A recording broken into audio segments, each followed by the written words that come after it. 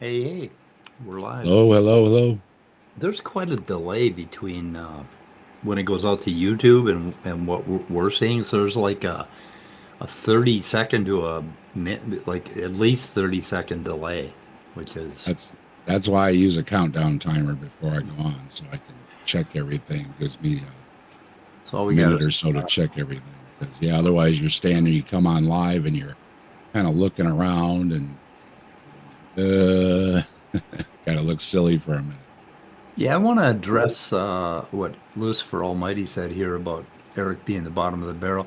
The interesting thing about Eric Hernandez, and I think it's why I named this part one. We're just going to briefly do a few things today. Yeah, DebateCon's going on now, Jefferson. But Eric Hernandez may be at the bottom of the barrel as far as philosophers of the mind go, but the other ones obscure what they're saying in so much jargon and so much, intellectual haughtiness. But they're saying the same thing as Eric Hernandez. It's just that with Eric Hernandez, we get it in the simple childlike form that we need, to get started. So I think it's really, he does a great service to physicalists because he puts it out there as simple as it actually is. Yeah, you follow that, you guys? I mean, no, I follow it, and thank you, by the way, Pragmatic Crystal. Where is he? Oh, are you pairing? I am not. Oh, okay. So that's one of your videos that he put up. Is it? Or what is that? Why are you thinking Pragmatic Crystal? Because they posted a link to my page. Yeah. Okay. Good. Should post a picture. We should post a link to. Oh, Dave, you're simulcasting, right? So I got paired. Okay, good. Anyway, so the debate. I thought Leo was so chill and such a gentleman and so fucking well. I mean, he wasn't confrontational, and he just, dug in with the right questions at the right time. I just thought he did the most amazing job that I've seen in a long time on Modern Day Debate. What do you guys think? I mean, it was like, I thought he really knocked it out of the park. I thought so too. Now, his opponent was trying a lot of very unfair things, which of course he kind of has to because he's on the unfair side of it. Right. So, but sometimes I was confused. I'm like, what the hell does that thing mean? He just said, why is he saying it now? And it seemed like out of context a lot of times, the things that he said. It was just like randomly throwing stuff at the wall to see what sticks. And it seemed like he was trying to throw Leo off balance. Yeah. And, it interrupted the whole flow. It made the whole thing unstructured, and it interrupted the flow. And Leo did keep up with it well. Better than I could have, for dang sure. And Leo was like stone cold calm. I mean, he didn't yell at him or anything. It was just awesome. That's what Icarus is asking. Leo didn't scream at the other guy. No, Leo was very calm and professional, even though he said he felt a little jacked up having too many coffees. Both debates, he was just absolutely perfect. I mean, goddamn, he did a good job. And he was a gentleman too. Oh yeah, Christ, he was very nice to his opponents in spite of all the shit that they sling. So I was just absolutely. I think if Leo had sold Leo dolls out in the hallway, he would have made a fortune. People would have bought Huggy Leo dolls because he just came off as a really nice guy. The Hernandez one is worth watching, Icarus. The first one, the guy wasn't. Yeah, the guy was a box of rocks. It was a bunch of straw man about atheist, and Leo said, no, atheist is just, they don't believe in God. Yeah. And that's a great idea for the merch. You could have sold half of them as Tickle Me Leo dolls. Tickle me, Leo. Yeah. And the other half, it could have sold to his enemies as voodoo dolls, and everybody would have been buying them. We got to start a merch store We and should. get some suppliers because we got a lot of stuff that we need to put on T-shirts and put on coffee mugs, and we need to make Tickle Me Leo dolls because that would be. I don't know if Leo would sue us or not if we call them Tickle Me Leophilius dolls. I don't know. We'd probably have to cut them in. I don't know. So this debate has a whole lot of subjects, and the one subject that I'm interested in talking about tonight, because we're probably not going to be here all that long, is personhood and this idea, some of the ideas that Hernandez came up with. But at the end, I guess there's a question that Dave just found for me from a guy about personhood, and what is the person? So we could listen to it. What do you think? Oh, Leo Strawman doll. We could make Eric Hernandez Strawman dolls. Yeah. Leo Strawman dolls comes with pins. You can make a little money doing silly-looking dolls for Kent Hovind and Ham and all. We ought to do that. I don't think there's no way they could sue us for using something that looked kind of like them. I mean, the doll obviously isn't them because the doll doesn't have a soul, right? Run it through AI and they're crap out of it. Yeah. Good day. Literally. Speaking of James, where's your AI pick? You went back to your other pick. Oh my God! The universe decided. Sydney Raptor, basically. Didn't you say Melody Joy did that one for you, James? Oh yeah, let me try to find that one. Hold on a second. That's a good job on James's AI. I gotta go fire up your chat because I want to capture chat on both channels. Where are you? There you are. I'm up. Okay. Let's see. Oh my God, I missed some of the chat. So you got Pragmatic Crystal, you got Logan, and you got Sydney Raptor, I think, over there. Yep. Sydney just had on. Good day, Sydney. I have Baron Samadhi, Icarus, Nerdy Rodent, and Sydney Raptor's over. No, okay, he's paired. Okay. Anyway, let's play the question and kind of get into this a little bit, and so we have something to talk about. There's a lot of things to talk about. Personhood is a very interesting and very large topic. Who are we really? And are you making fat jokes? I resemble that remark. Oh my God, no, I am not. There's the AI. Yeah, that's really good. That's a good picture. Where's that? Oh, is that his avatar? Yeah. Oh, that's AI? Yeah, Melody Joy made that for me with one of my pictures. By request, yeah. Wow, cool. I got to get that image thing going. Anyway, okay, let's listen to this. See if you guys can hear it okay. Is that an atheist Jesus fish? No. Anarchist. Oh. Godarchy. Nice. Evening, by the way. So I'm going to ask a question, and I'm going to follow up with the context behind the question. As far as what is consciousness and what can have consciousness, one of the other gentlemen brought up networking as far as the transfer of information and everything. And I think a really relevant subject to this is AI. There's this YouTube channel called Dust, and they have these short and they have these short sci-fi movies that are 15 minutes long. And in one of these sci-fi flicks, it has, and it's very relevant to today and increasingly becoming relevant. They're on this ship, and there's this scientist, and he's got this patient, and he's like, all right, we're going to end your life as it is now, but you're going to live forever. We're going to download your consciousness into the computer. So we're going to take every single experience that you've had throughout your life. So in addition to the first questions, if you can download someone's entire consciousness, entire experiences, are they that same person? And if not, what is a consciousness as opposed to having a soul or not having a soul? Can AI have a consciousness? And then what's the difference between human consciousness and artificial intelligence consciousness? Yeah, a good question. Another shameless plug. I was on Capturing Christianity, and I have the video on my channel as well. I think I talked for about an hour and a half, maybe 2 hours on AI and consciousness. So in other words, I can't fit it all within a I few might minutes. cut that. But yeah, you're welcome to go there. But I'll say a few things. I don't think you could ever download someone's consciousness. I go back to the CD illustration. I could take a brain and put similar grooves on there, but I want to call that downloading the consciousness. On top of that, I don't think AI could ever be conscious. An interesting argument against functionalism was actually presented by an atheist philosopher, John Searle, and he gives what's called the Chinese room argument. Fascinating argument.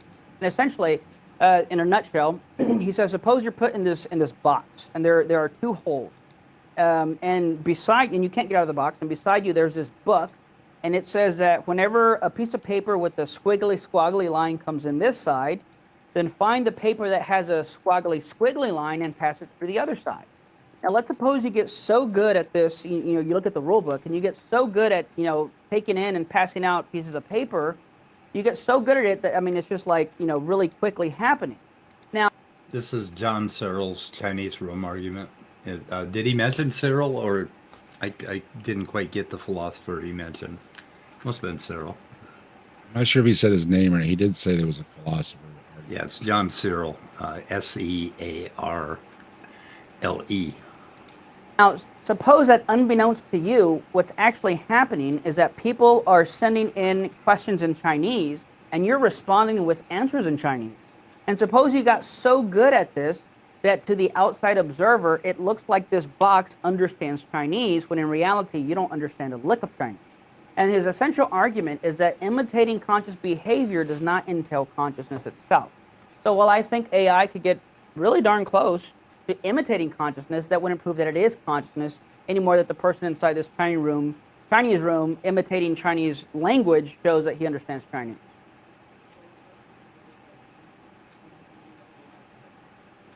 Is that it?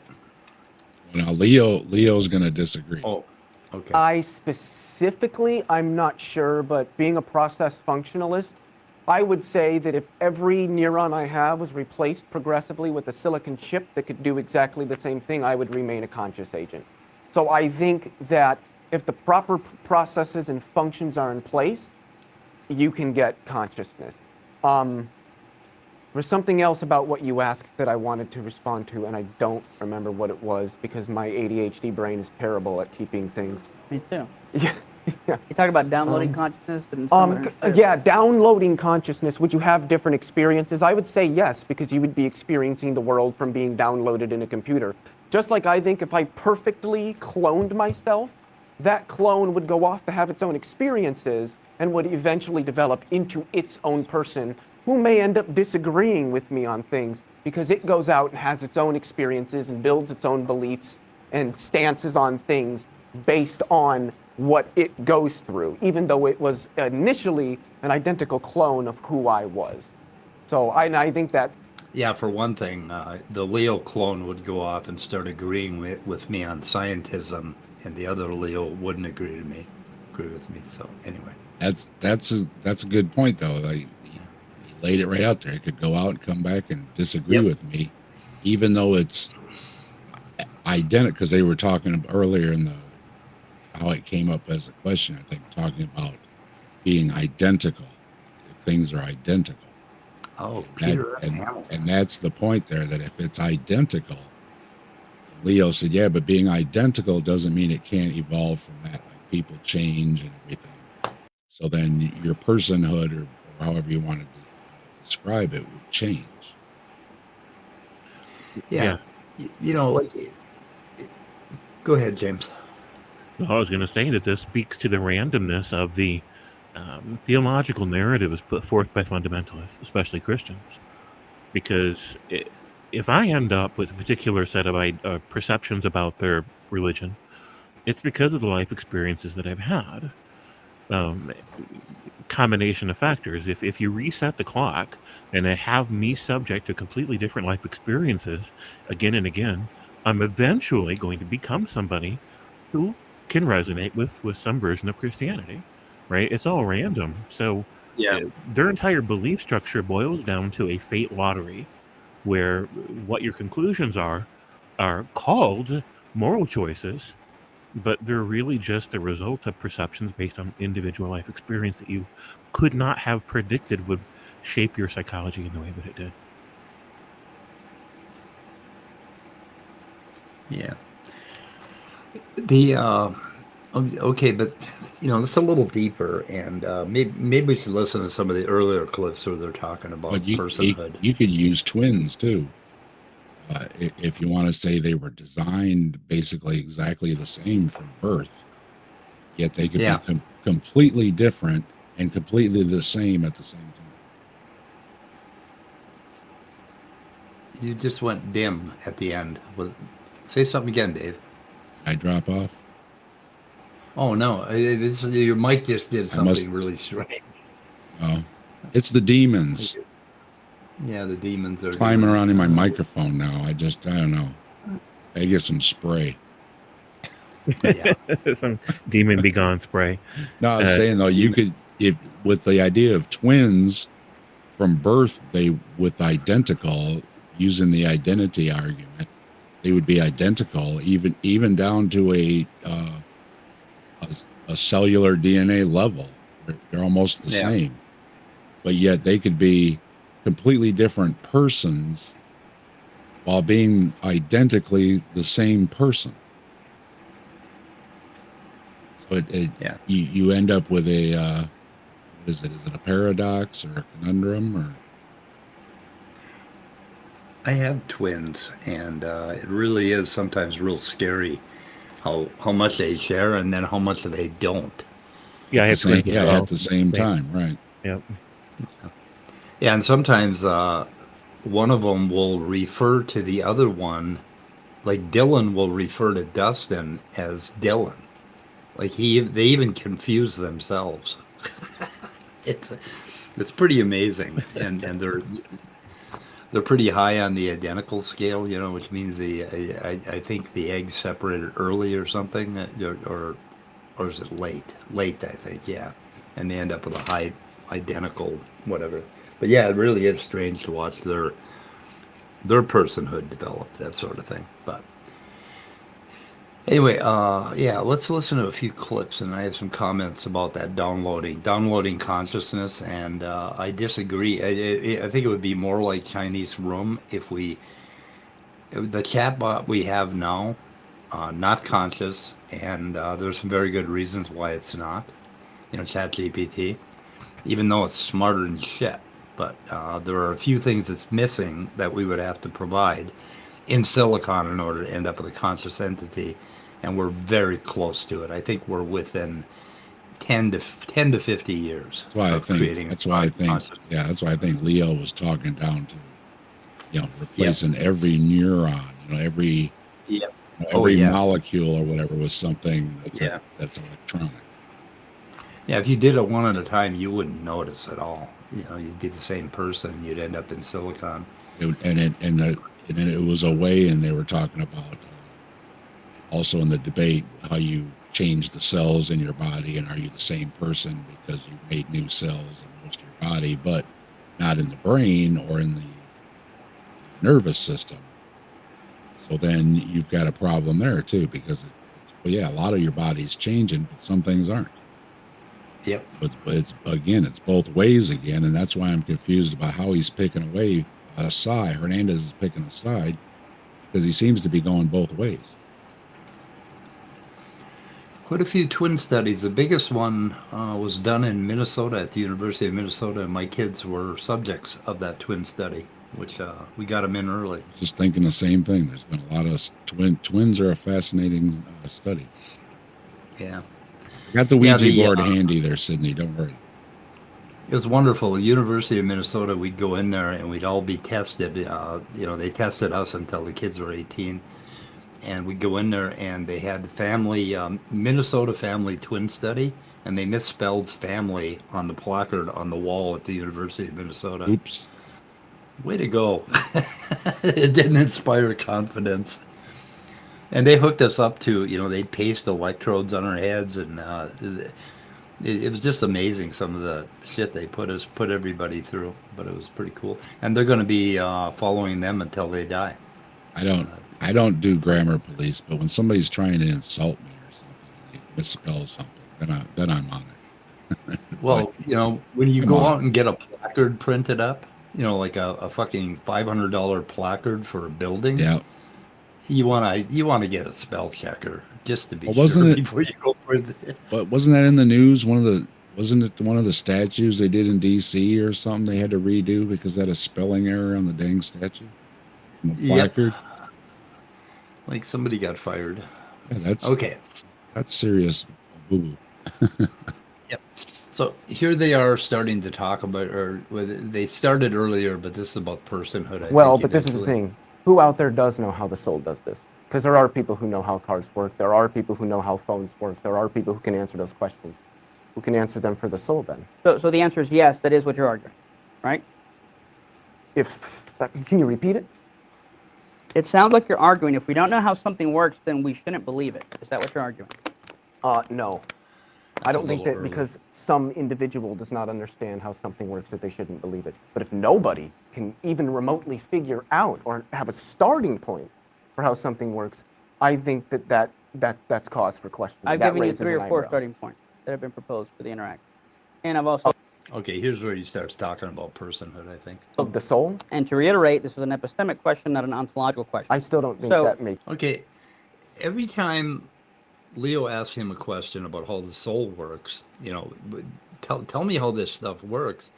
He says, "Oh, it's not an ontological question; it's an epistemic question." Yet he keeps asking Leo how the brain produces consciousness, which is also an epistemic question, right?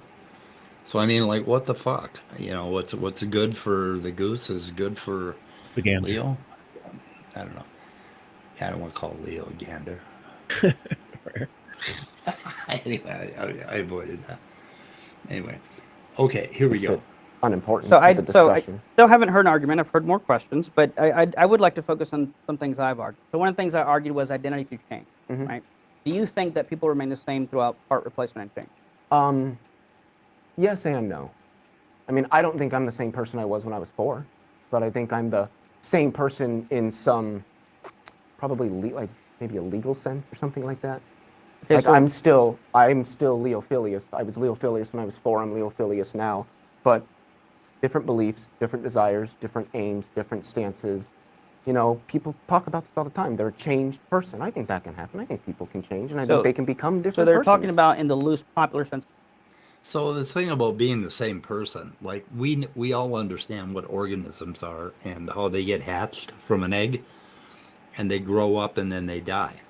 And we know that an oak tree is the same oak tree from, you know, the time it's a seedling until it's a towering monster, and then it falls over in the forest, right? Same oak tree. So this isn't really a complicated problem. I mean, we know that I'm the same organism that was born in 1951, you know, to Pearl Brusnak. And who's that other guy? Oh, that guy, Charlie. Yeah, my dad.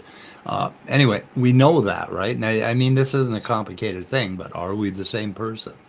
And it's like, I don't know. Of identity. And I would Unless I would ask back: is he arguing for you either have a good soul or a bad soul, and your soul can't change? I was waiting for him to ask. You know, can the soul change? Like you can change. I think he was agreeing that a person can change, but can your soul change? Yeah, I don't know. Let's see where Because he keeps them separate. if he tries to explain himself. Yeah.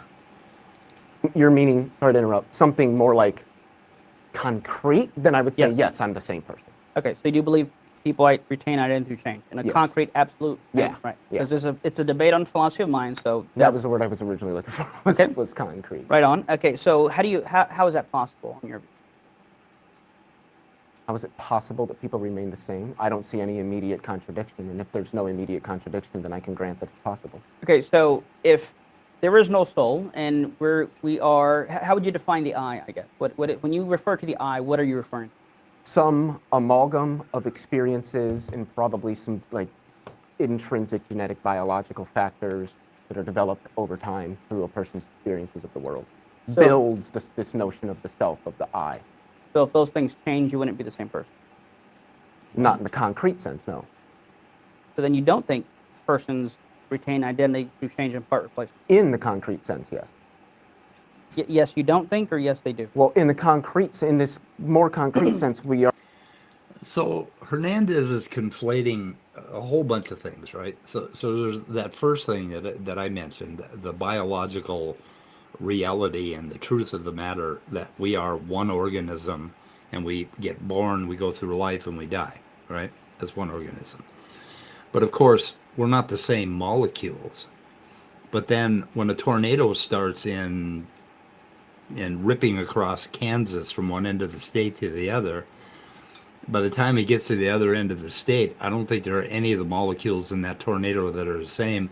But we don't say that there are thousands of tornadoes, right? As the molecules get replaced, it's the same goddamn tornado. So it's an interesting way that we think, that we will call something the same when its form remains the same. And Leo is saying that the form of the person would kind of consist of our epistemic memories, what we remember about who we are and our past and all that. And I don't know. And of course, Hernandez is going to claim that the soul is the same soul, and the soul can be separated from the body on death and go up to heaven and sit around with Jesus and smoke dope or whatever. Right?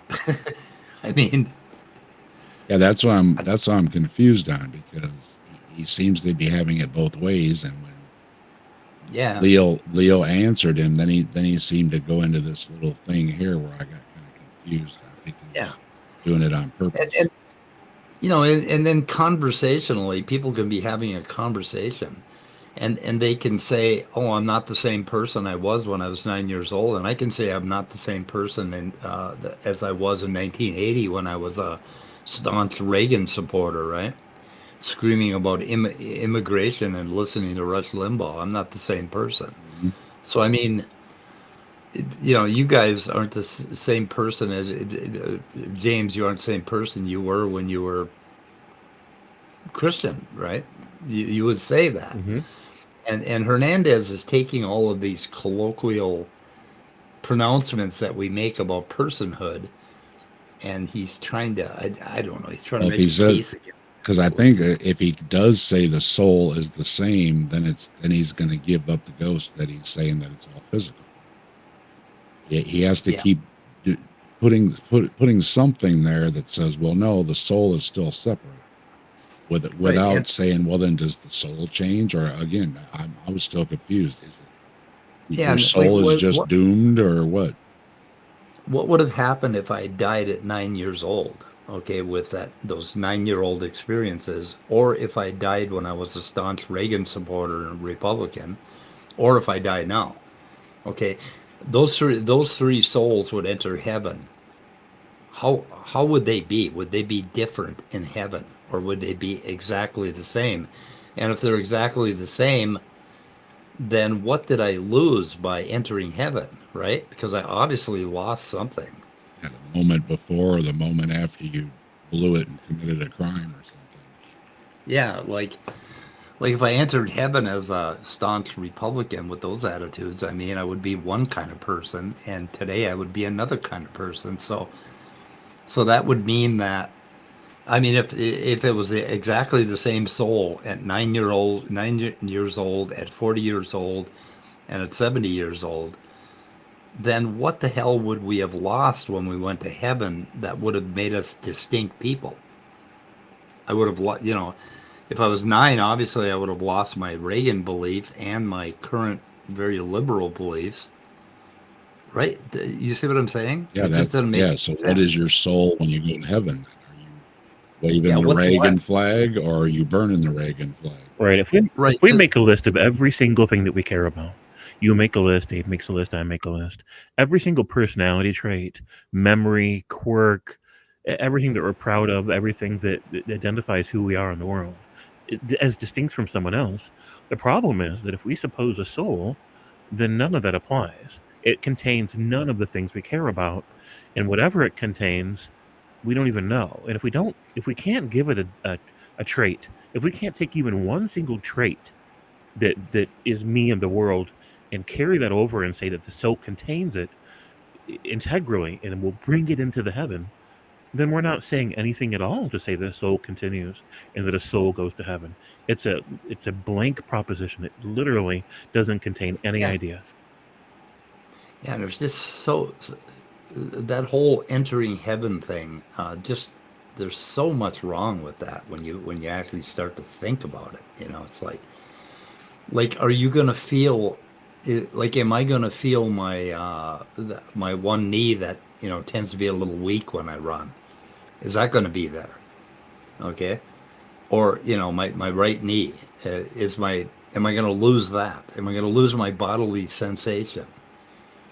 Am I going to lose my love of peanut butter cups? I don't know, and if I love peanut butter cups, then how did parts of my glucose physiology carry over into my soul? I don't get that.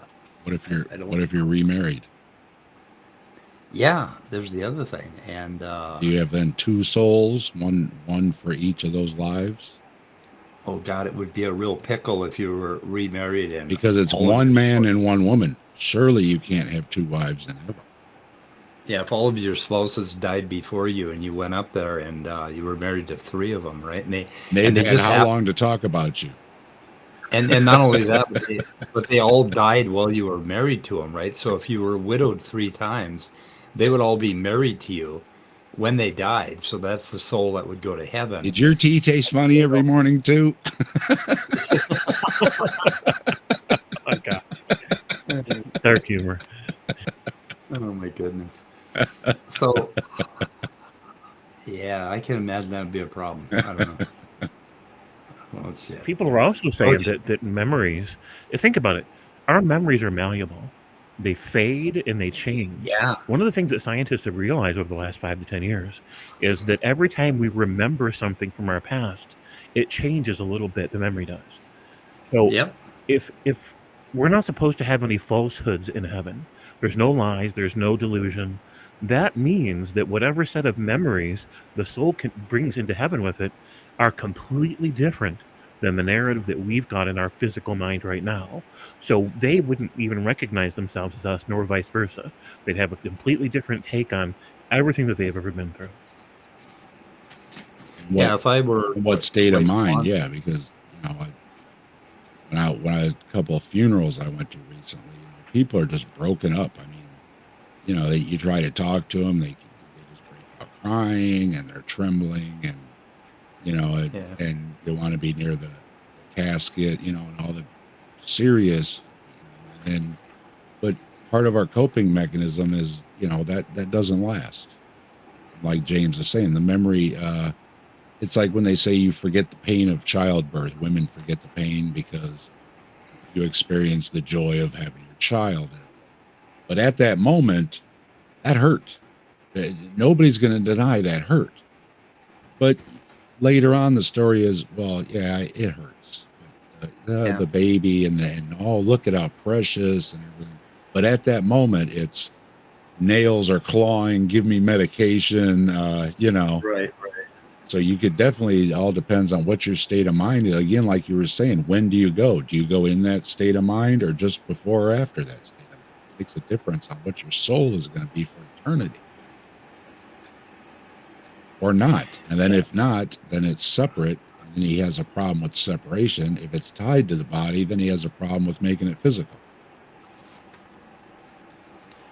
Baron Samedi makes these kinds of arguments about non-existence nonsense. Is why I stick to physical science, biology mainly. This is why I'm a science. Why I prescribe to scientism, because all of these problems go away when you just think about everything as physical, right? You can figure anything out. You can frame all of this nonsense, our memories, our what we are today, what we always have been. Why we would be the same person roughly biologically. We can look at it biologically.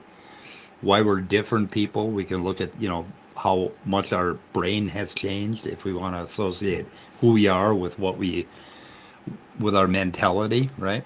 All of that stuff becomes very easy to analyze physically, and you're going to come up with depending on how you hit the idea of personhood, You're going to end up with different answers physically, but that's okay because it makes fucking sense overall, right? I'm an organism. My brain is going to change every single moment of my consciousness. There's no problem with that. I'm the same fucking organism. I'm just not going to be the same person, quote Did unquote. you get the clip when he talks about the split brain person? Oh no. Or what is it? I think one half of his brain is an atheist, the other half is a theist or something like that, but he's the same person. Yeah. And that I'm pretty sure that Leo mentioned it in this one. Yeah, it was that blows everything. That throws a big wrench in the works right there. What do you do with that one? There was a story about somebody who was dressing and one hand would be buttoning the shirt and the other one would be unbuttoning it, and then another one where somebody was trying to make eggs and had the frying pan in the left hand and the right hand was throwing the eggs on the floor. It was like, what the split brain people, they have like two completely separate personalities going on in their brain. And then there's, the famous one was the atheist and the Christian in the same brain. And that's also testable. Yeah. And again, you can't test the soul unless you define the soul as part of the brain, and then it's back to physical. He loses the argument. Logan Fisher is I still don't see where the separation comes in from the soul being not part of physical brain. Well, if it's not an integral and ever active and relevant part to our physical person, then it's a different person that's just being tugged along everywhere we go, right? They're their own person. There's the physical me. That's the person talking right now. That's the person accumulating these memories and living this life. And then there's the soul me, who has no say in any of it. They're dragged helplessly along, attached to this big old loser, thinking, when am I going to get away from this guy? And if I die and they go up to heaven, they're going to be like, about damn time. I couldn't stand the guy. And it's just like, or maybe they like me, but I don't think they're going to be too happy about being stuck to me, literally pinned to me, where they've got their own ways of thinking, their own take on everything they've ever been through, and they don't get a voice in any of it because the physical me always does. That would be hell. Well, Logan, are you really 10,800 today? Even? We share the 00? That would be interesting. You'd be like a doppelganger, sort of thing. But it'd be like if I met my 40-year-old Republican self up in heaven right now, we'd be arguing. It'd be kind of like my sons Dylan and Dustin, identical twins arguing with each other. Or Leo's clone. Yeah, Leo's clone. Yeah. And there again, if you have a clone, are they two separate souls? Yeah. Yeah, I don't know. Because let's see. That's from you. I mean, that's not that's like cheating biology if you clone, right? So that's kind of in line with what he said with, well, no, that's a computer because we mess with this stuff. Well, then wouldn't a clone be the same thing that we messed around when you can make a clone? So then he's saying, well, the clone would be conscious, but then it doesn't have a soul because it was made. I had a hard time explaining any of that. There's a whole lot in this debate that opens up a lot of this philosophy of mind stuff that we'll go over. We're going to deal with personhood tonight, but there's a lot more about this soul shit that just doesn't make no sense. Right. No Now, sense normally, at all. this is my favorite topic of all time. This is the only thing that got me involved in philosophy. It is the most common thing in some way or another that I write about whenever I'm not dogging on fundamentalists. The identity of the I, what it really means, exploring all the different avenues. I would love to write a book on sci-fi where my favorite sci-fi movies and TV series have specifically dealt with this issue. There's been all kinds of different Star Trek series that's dealt with it, and just pretty much any sci-fi series I can think of in some way or another, at least 1 or 2 episodes have covered different ways of identifying the I and created thought experiments where it asks you to think about what really is the I. Yeah. Yeah, and you realize, like if you go through the whole Buddhist process, right, where they strip away all these concepts of what I think I am, you end up thinking, God, there is no I. It doesn't matter. Right. The eye is a And story that we tell ourselves, and the story constantly Yeah. changes. Well, the real mind-blowing thing is that if I went to sleep and somebody took and copied me exactly molecule for molecule into another person, and then they killed the person that went to sleep and the other person woke up, I would have no way of knowing that. There actually would be no way of knowing that. And we want to think, oh, I'll notice, but no, you won't, because you're going to be dead, and this other person is going to wake up. Unless the So body it was makes there. Unless the body was there.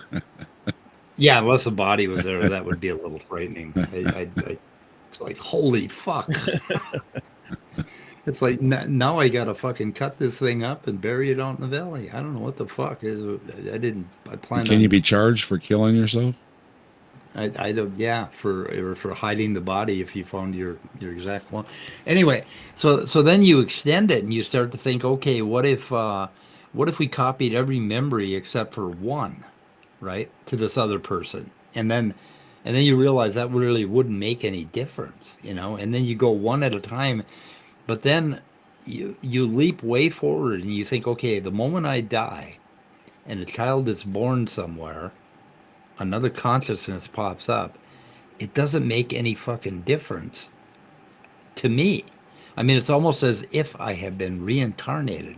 And that's the deep concept of reincarnation, where you realize that it does not make any difference Right. if you die at all. Yep. To you, it makes zero If difference. you get You rid are of the lie that is the ego, you're everywhere already.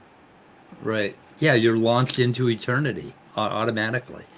And the moment you die, you are hyper launched into eternity, because the moment after you die, or say an hour after you die, is going to be exactly the same moment to you as 300 trillion years from now. So all of that time is you're going to be launched into eternity is one way you could look at it. And I think some of the early religious writers that were trying to put this shit down, I think they were thinking about stuff like this, and they were trying to explain this to us, right? Yeah. And then it got all fucked up in the process, and we ended up with Eric Hernandez. Yes, absolutely. Good example, Sydney, by the way. What went wrong there? We're Sydney. Sydney Raptor Stargate. I Right. don't They have remember all that clones. episode. And even if you think about the symbiotes versus the host, when they combine, are they the same person? Are they two different people? Is there an overlap where technically there's two people, but then again, there's a space where they're the same? Yeah. And the same thing happened with like the Trills in the Star Trek, like Deep Space Nine series, for example.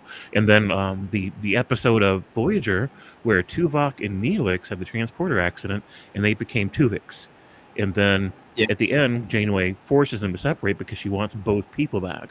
So all these different ways of having thought experiments that challenge our assumptions about identity.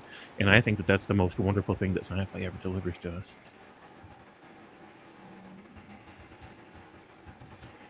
Oh, a little. Janeway's a murderer, says YouTube punk. Yeah.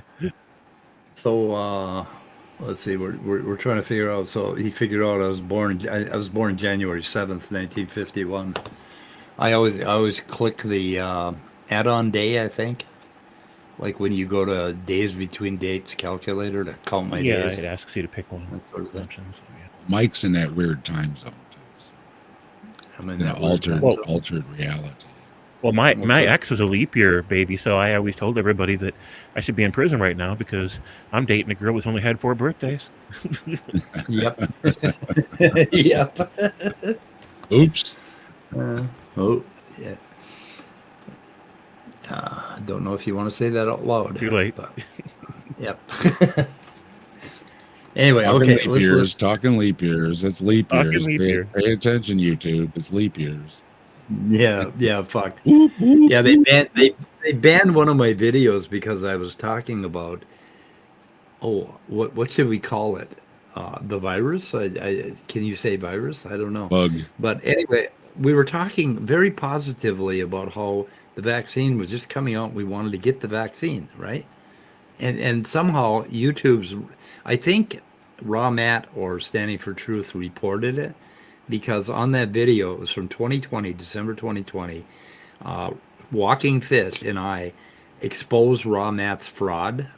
Like, he did this paper fraud thing, and we exposed it very thoroughly. And I think one of them complained, and the YouTube people just fucking canceled my video. I got to figure out how to put it back up. But anyway. Okay, we should listen to some more and see if Eric Hernandez saves himself somehow. Or is leap years every? I was thinking it's every 10 years, but it's not. Is it every 4? And then she was. 10. Yeah, it's every 4 then she years. had 10 yeah. birthdays. Okay, I correct myself. Yeah.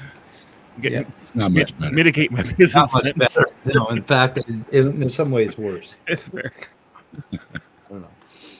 Okay, moving on. So let's see if We are the same person. We have the same names, the same family members, all that stuff. The various features of our persons can change. But I'm asking persons in the absolute sense. Persons are concrete. Are you the same? what the fuck does he mean by that? Concrete. Persons are concrete. If you were concrete, you're concrete when you die, maybe.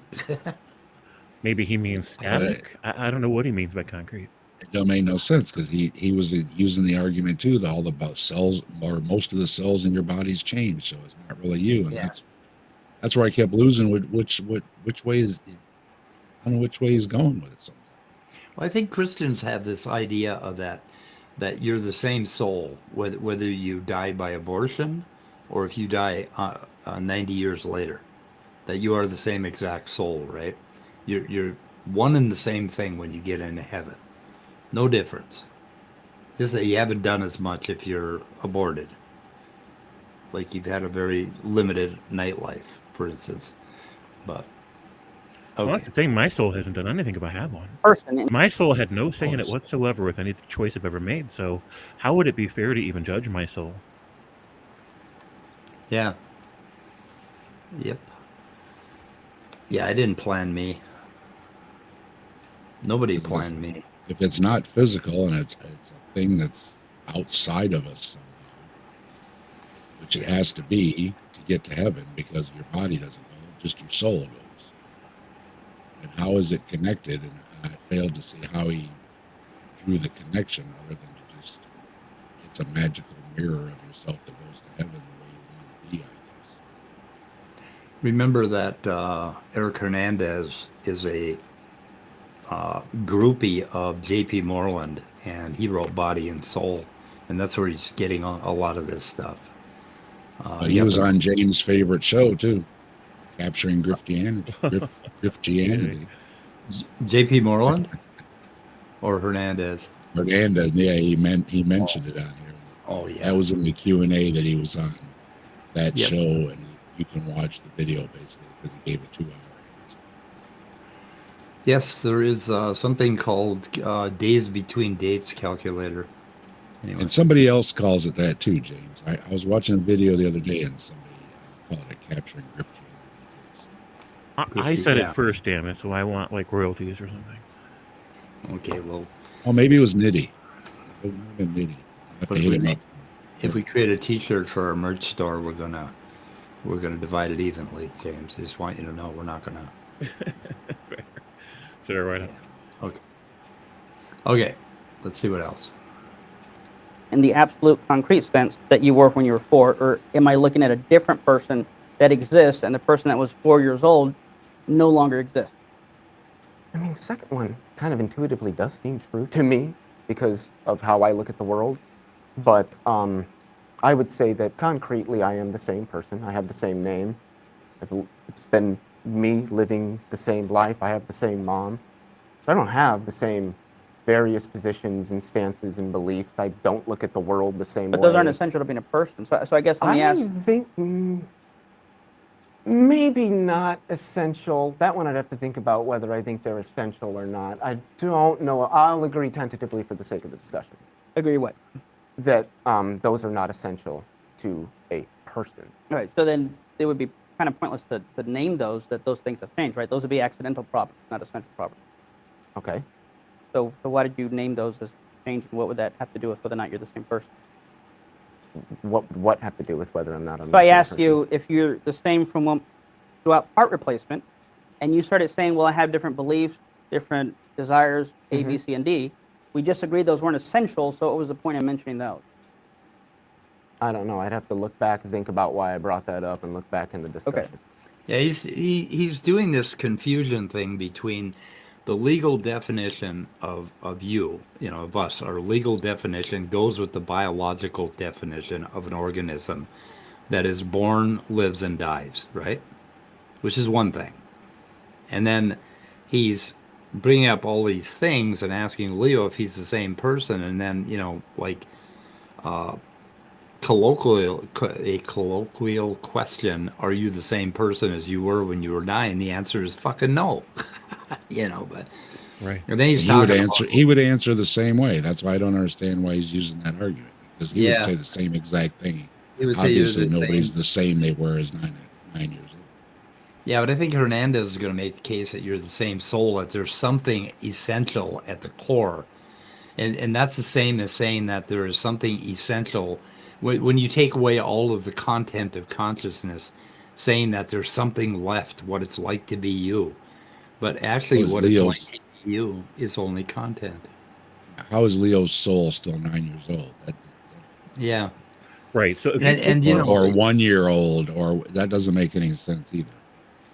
and if it was a sin to vote Republican, would I be judged today for voting Republican when I was 40?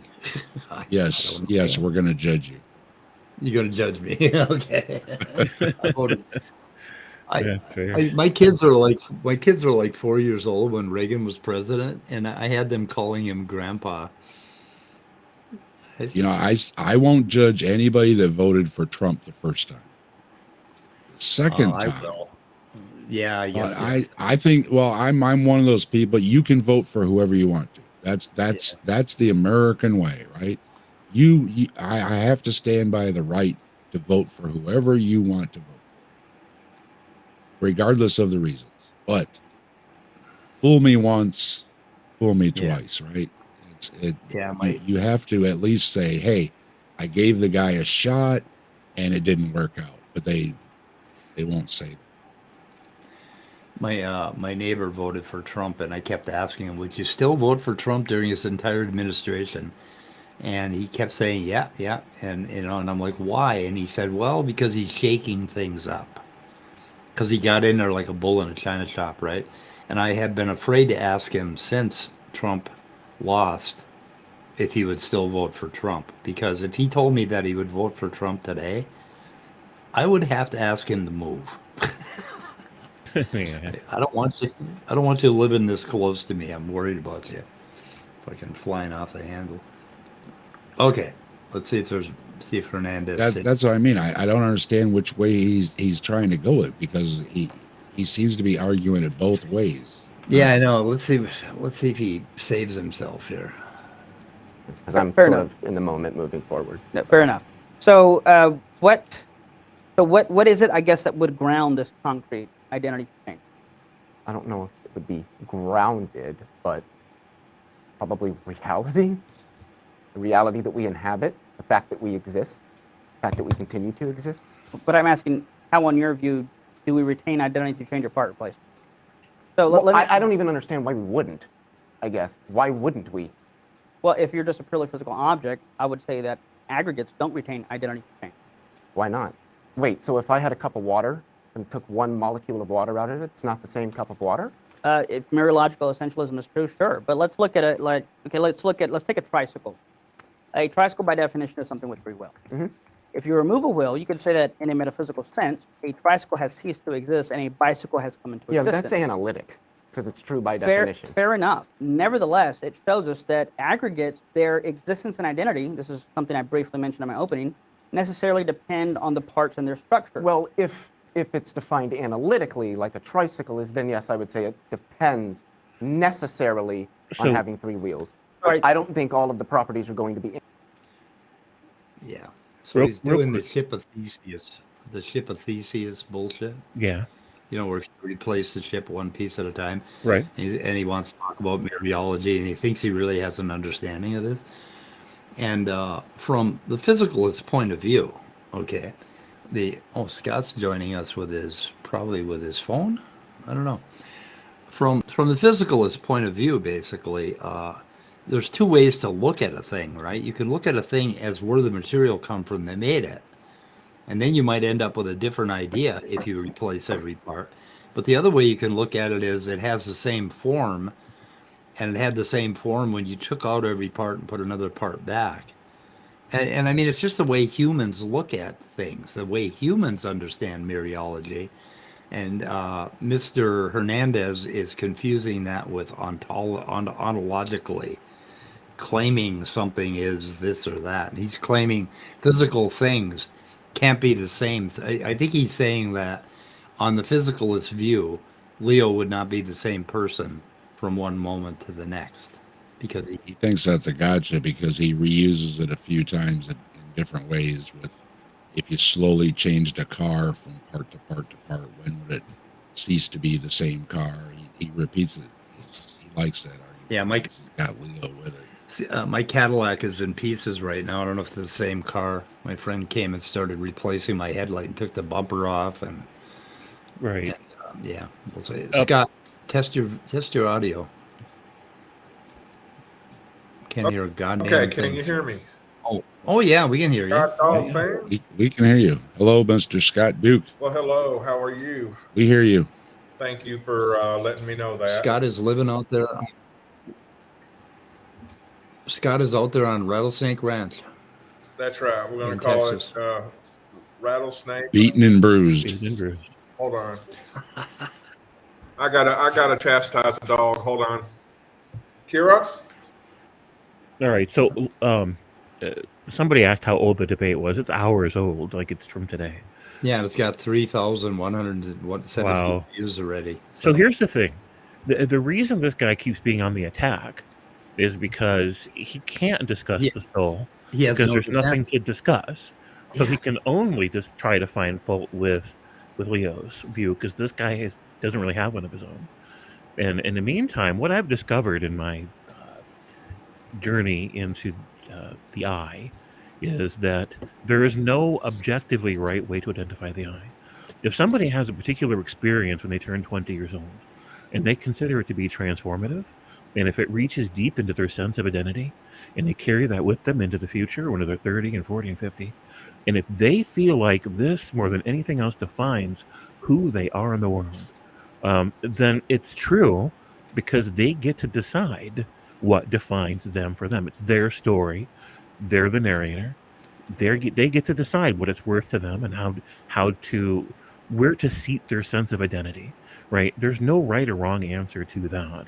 So if anybody's looking for an objective, factual, let's boil this down and figure out what the eye is, they're already on the wrong path. Now, in the meantime, if we eliminate all the things that this guy wants us to eliminate, to say, oh, this doesn't define the self, and neither does this, if we strip away, like we said before, we strip away the ego, and we strip away all of the things that are just ever changing, right? And try to find something underneath it that's base. Well, the base that is the base of sentience for a human is the same for all humans, presumably. At least we have every reason to think it is, no reason to think it's not. So there's just the one soul. It's everywhere, right? And then this piece of that one soul contains certain ideas and feelings and experiences and relationships. But if we strip all those away, underneath that is still just the one soul that's everywhere. So it's just a matter of how you look at it and what works for you as your narrative of identity. Yeah. Does that make sense? Sometimes I feel like Yeah. when I go on these tirades that everybody else in the rooms are like, when's this guy going to shut up? You're not making any sense. No, You made perfect sense. You made perfect sense.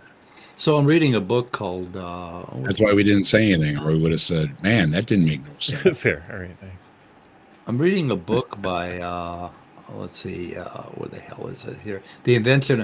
Sentience: The Invention of Consciousness by Nicholas Humphrey, and he talks about how he's watching his newborn son flop around and stuff, and he was thinking, this dude has no integrated whole at all. He has a bunch of different parts that are working independently, right? The day he was born, the hour he was born, and at some point they're all going to come together and they're going to start to swing one way and become one person. And he compared it to, he was sitting at a symphony orchestra performance, and he was there before anybody arrived, and all of the individual players arrived one at a time, and they all started tuning up their instruments independently, and it sounded like this just crazy noise, right? And then after a while, two or three of them would get together and start, working together and synchronizing. And then the conductor would come in and he would kind of put it all together and get them started. But the conductor was more of an illusion because he just, the band plays off of each other as much as they do off of the conductor. So he might start them going on a sequence, but when they get so anyway, it was just a wonderful metaphor and analogy. And he said that, his newborn son within months was going to start, everything was going to start working together. His eyes were going to see where his hand was, and he was going to move his hand at the same time as his eyes saw it. And if he touched something or hit something, he would hear the sound. And now the sound system would come online and become integrated.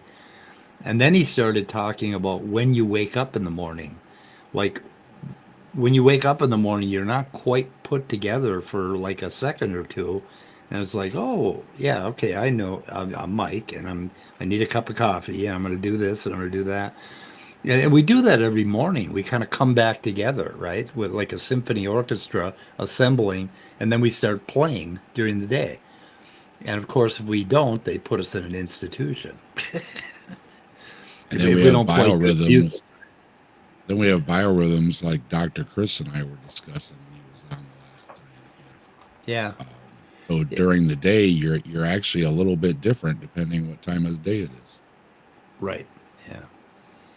Yeah, I'm like, in the morning. It depends what time of day you die, too, what your biorhythm is on what your soul's going to be. It's like, Christ. Right. And like James said, you don't have no control over that either. In the morning, I wake up and have one cup of coffee, and I'm like, I am a god. I'm the god of molecular biology. And by 4 o'clock in the afternoon, I'm such a loser.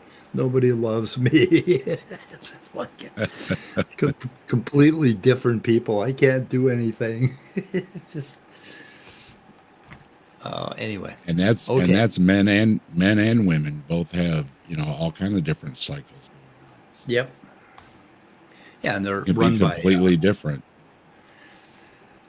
This Nicholas Humphrey, his theory on consciousness. Well, no, that's Hidden Spring. That's the other guy. I forget what his name is. He has a theory on consciousness that it comes more from the brainstem, that the reptilian part of your brain is more involved in consciousness than our cortex is, and he makes a pretty good point.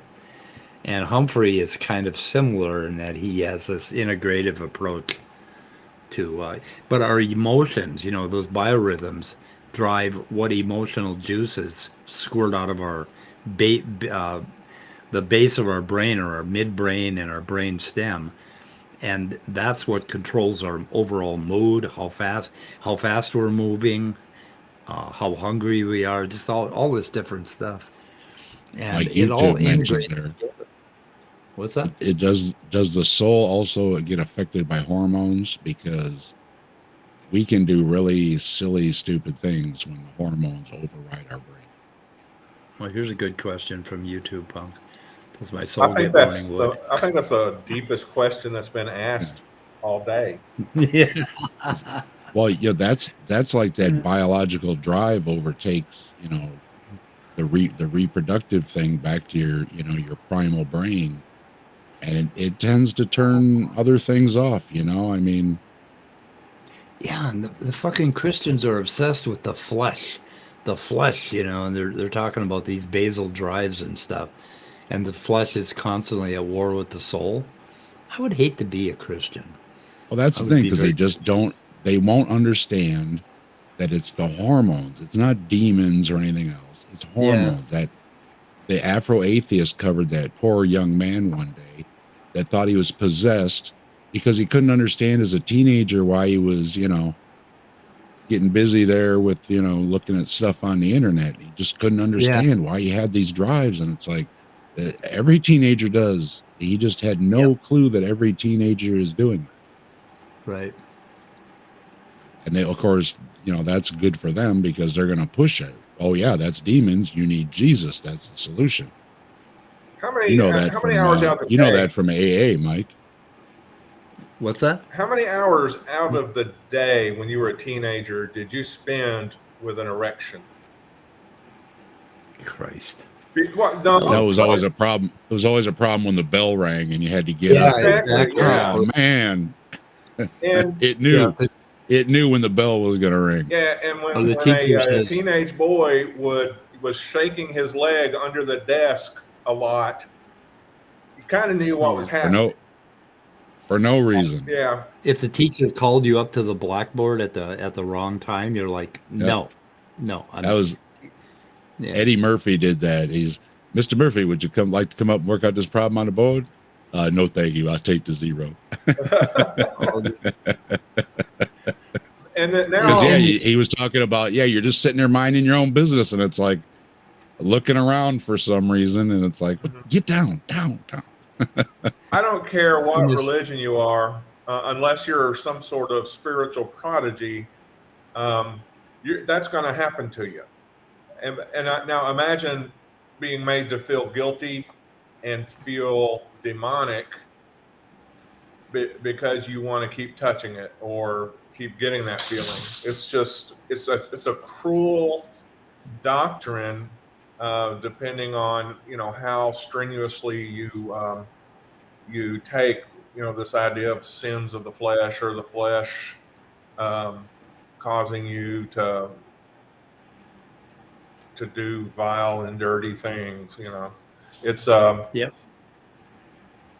It's a shame, really. So, oh my God, I just remember this book I'm reading by Nicholas Humphrey. He talks about this professor of his in 1961. He did a talk on erectile dysfunction and drugs that stop it. And he injected him. He walked onto the stage with this huge fucking boner, and you could see it through his pants. And then he explained to the audience, I injected myself with so many milligrams of something. And then he drops his pants, and then he asks everybody if they want to check the tumescence. And this guy was known to experiment on himself. Can you imagine getting away with that in 2023 as a lecturer? But this guy sounded like a real character. When he met him, he was sitting in a dark room in his boxer shorts, and he had electrodes hooked up to his fucking eye and his head, and he was doing something to his eye with an electrical wand. And that's how he met the guy. So the guy was always explaining on it or experimenting on himself. Sounds like a real character, but I can't find the part in the book where just off the bat. But I will be talking more about this book. Anyway, should we roll a little bit and see what else Mr. Hernandez has to say this evening?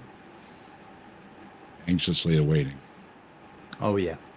Analytic. So I think again you're arguing the analogy, not the principle. But let me grant that. So you're familiar with the ship of Theseus. Mhm. So I use an example of a car. So that it's the same car, or at what point does it cease to be the same car? There he goes. How many parts will have to change before it's no longer the same car? I don't know if you would make it necessarily a different car. I think identity has a lot to do with us and how we identify things. There you go, rather Leo. than being contained in the. Right. It has to do with how we make a judgment of what is identical, right? And I mean, that's pretty fucking simple. And humans can do it one way or they can do it another way. And Leo just caught that one. And let's see what Hey, Mr. Harris- I'll bring an excuse note from the principal here later if I need to, but I didn't see the debate, and I was just wondering really quickly what the format was like. This seems to be a dialogue kind of debate or section of a debate. Was there like presentations, rebuttals, and They had a short then dialogue? They had a verbal, like maybe 5 or 10 minute introduction, both of them, and then it went 50 minutes open forum or open conversation, and then Q&A at the end. Okay. Typical debate, Thanks. Yep. I have like 40 bookmarks up to 56. I think I bookmarked every minute. Anyway. Ryan pretty much let him go. I don't think he said a word until he gave him a warning. Time was about up. Yep. Okay. Thing itself. So if I had a And Ryan needs to stand up straight. Who? That was just bugging me. Ryan, the moderator. Oh, okay. I didn't see that. When he was the guy when he was asking questions. Oh, his posture is terrible. really? He's going to have issues. You need to stand up straight. Oh, yeah. Force yourselves to stand up straight. That hunched over thing, that's just going to lead to so many problems. Hunchback. You'd be the hunchback. Throw that chest out. Be proud. Yep. Yeah. Okay. I like Ryan. I don't mean to nitpick, but he needs to fix his posture. It was really bothering. We'll send him a note. I will. He does after shows a lot. I'm going to tell him. Autopilot when the CO or P goes up, and if you require a different flavor, what the hell? What is happening here? I missed something. I'm not sure what I missed here. It's Chris Moore. So anyway. Okay. He goes on autopilot basically. Okay. I'm gonna play more. Okay. He explained that. So Here we go. I don't know, a 2004 Ford Taurus, and then it was blue, and then I painted it red. That's the same car. I don't think making it red makes it a completely different thing altogether. It's still that one same Ford Taurus that I purchased. So going back to, so I'm asking ontologically, I would disagree that identity is more about us, because if no one existed, the law of identity would still exist. That I don't think so. something is identical to itself. Fuck. So if we did not exist, things would cease to be identical to themselves?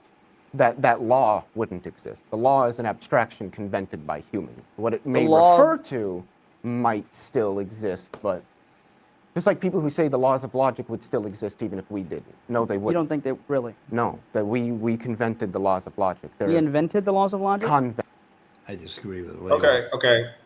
This, I think, could very easily be informed by the Taoist idea that when you name a thing, it's no longer the thing.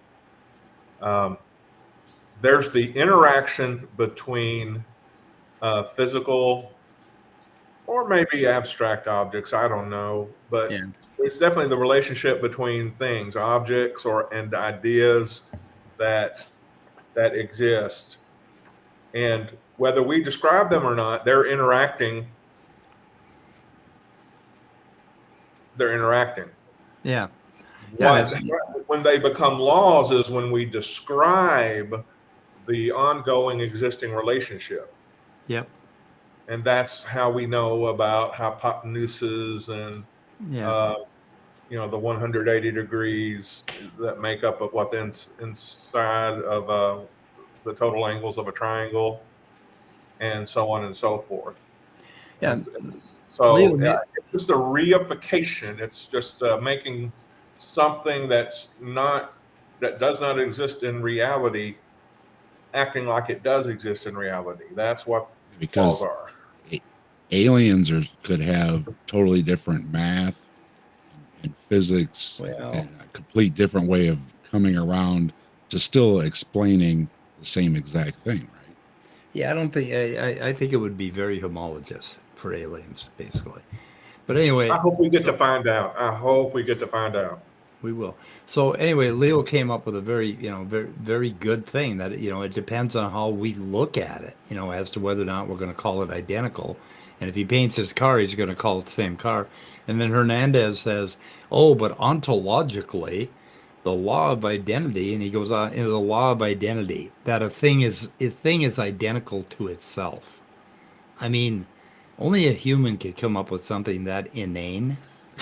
I mean, like, And that's what I said. He's coming back to that same argument. Yeah. How much of the car do you have to change? yeah, it's like, what the fuck is this point? That you're not going to be the same. Let's see if he has a point. But like you said before, Mike, though, your experiences also affect on what you are now. Yeah. So even if the experiences were not ideal or how you see things now before, that also may have been why you don't see them the same now. Yeah, Maybe you just thought about it more or something. if you had a big, huge bucket of concrete and you had a little tiny paddle at the bottom of it, and you started to turn that paddle, parts of the concrete at the bottom would rotate and change faster, and the top would be static, right? And then in between, there would be all shades in between. And as you rotated it, you might be able to start to turn over the top stuff eventually, right?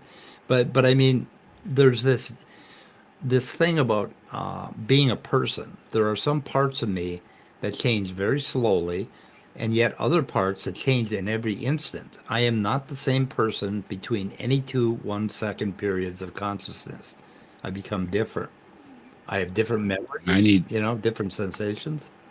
I need one of you scientists to explain to me why, when you add water to concrete, it doesn't increase the volume. Doesn't increase the volume? Nope. Oh, maybe, let's see. Well, then it would crystallize, and the crystal would be more compact than the constituents basically are going to be loosely packed, so they're going to have some space. There's a whole bunch of stuff with concrete and water. Like, for instance, you can get electrocuted on concrete because it's got a lot of water in it. Somebody challenged this guy online. He said, no, watch. So he poured the concrete in a Tupperware. Okay. He marked it with a black line. He poured it back out in a bucket, mixed it up with water. He poured it back in, and it comes right exactly to the same line. Oh, cool. Oh, pretty neat. Have you asked ChatGPT? No, I just saw the video earlier, so I thought I would ask you because this is Answers in Atheism. So you're supposed to have an answer. Volume. He's got a point there. Well, fuck you. It's pretty neat, though. It doesn't change. You add water, you figure it's got to change, right? That's just what you're going to think. Well, but it doesn't. The line doesn't change. It's really weird. Okay, ChatGPT said it's an oversimplification, but it's based on a general understanding of how concrete works. Here are a few reasons to explain this phenomena. It's on reason 5, 6, still going, 7. How many reasons do you want? Anyway, yeah, there are a lot of reasons. It has something to do with it has something to do with the chemistry, how it doesn't displace or something. Well, how it binds or something. The first reason is the ratio of water. You add very little water, actually, so you're not going to see any small changes because you don't add that much water. And then hydration of cement. When water is added to the cement, a chemical. Why are we off on this? Chemical reaction called hydration occurs. The cement particles start because they were talking about concrete. Yeah, they start to bond and grow crystalline structures. Locking the aggregates and sand particles together, the process does involve a slight volume change, but it's not significant enough to cause a noticeable expansion or contraction in the bulk. It's so small you don't really see it unless you measure really. Yeah. To be precise, if one was to measure with high precision, there would be some changes in the volume as water was added. So there you go. Can I make a point real quick about this law of identity thing? Yeah. Is it being misunderstood or misstated?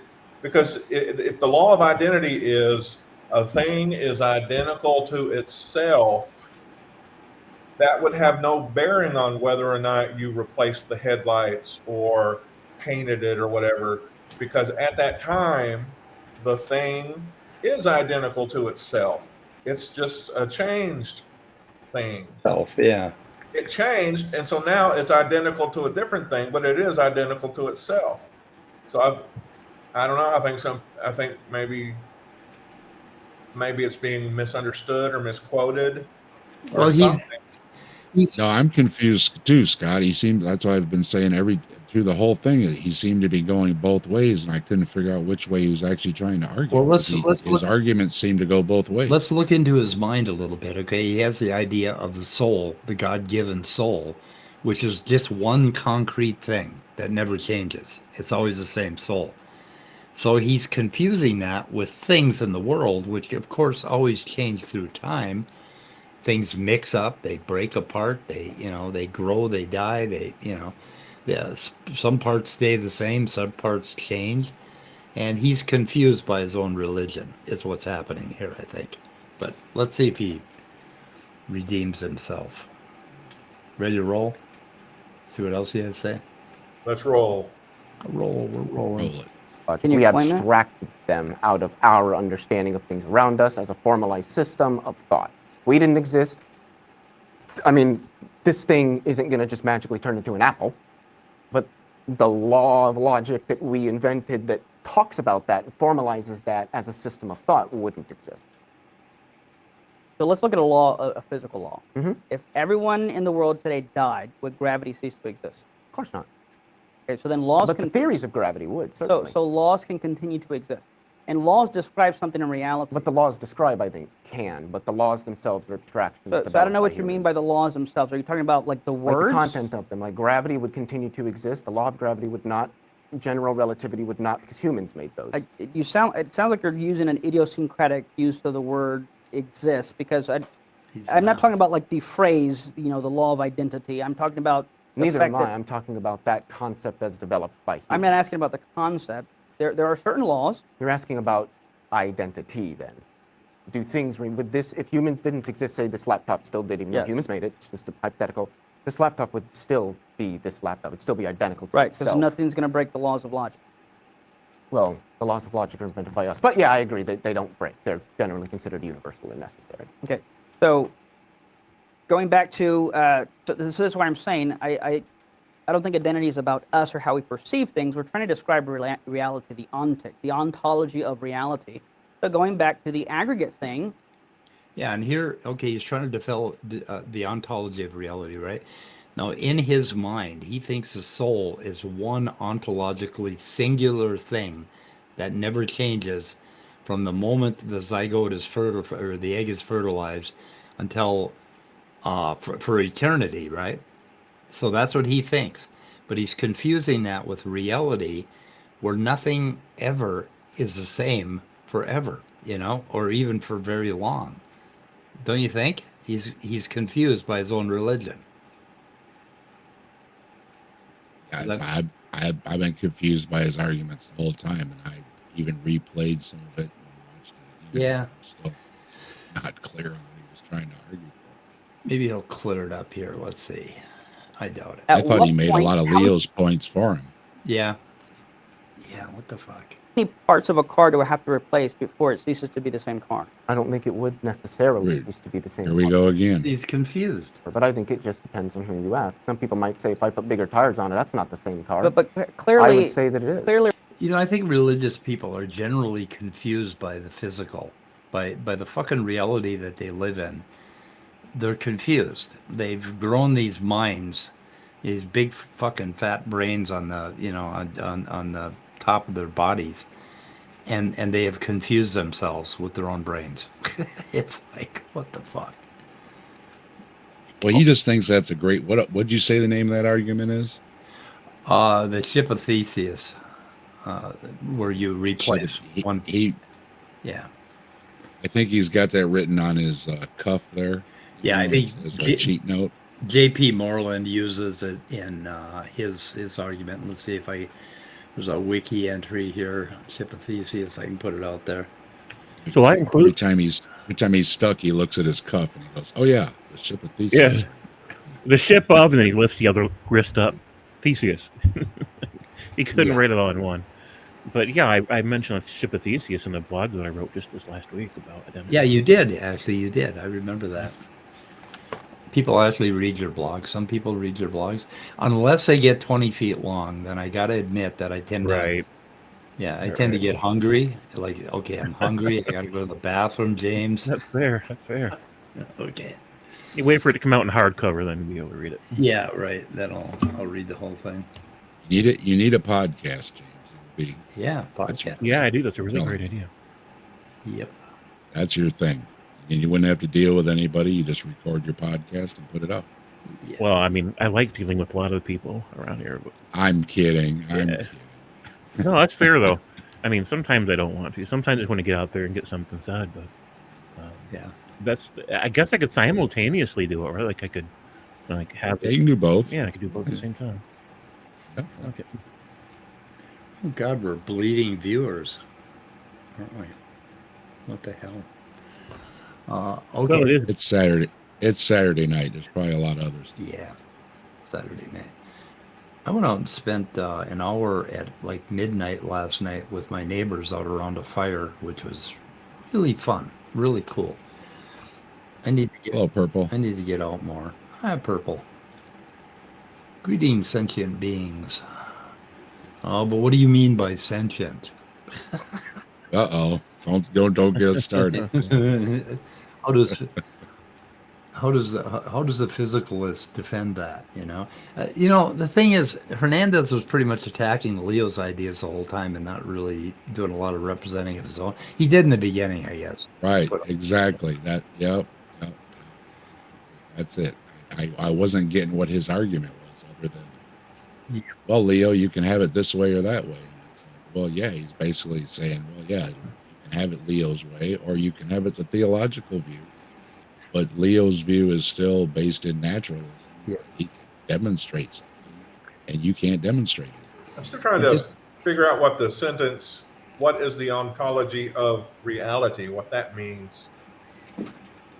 My brain's just sitting here spinning on that. It sounds like gobbledygook.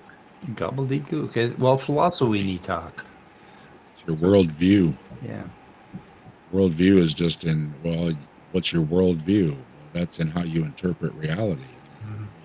So, and then you're just denying reality. Well, I'm not denying reality. I just interpreted it differently. Isn't that the same thing? With the law of identity, go ahead and add a new muffler to your car. It's still identical to itself. It doesn't matter. It's just a bad example. That doesn't do the work that Hernandez seems to think it does. but how about if you have a car long enough and you end up replacing all the parts just because you have it long enough, it's still your car. Yeah, but what if you replace the VIN number? Then what happens? You get arrested. Then you get arrested. Yeah. The state takes that VIN number really fucking that identity. The lady at the title bureau looks up at you with the upward looking eyes, like. I'll be right back. Just one moment. I gotta make a. You stay right here. Yeah, I gotta make a call. You're handcuffed on the floor. And they got deputies right next door at the DMV, so they're not far away. Yep. The car of Theseus. Yep.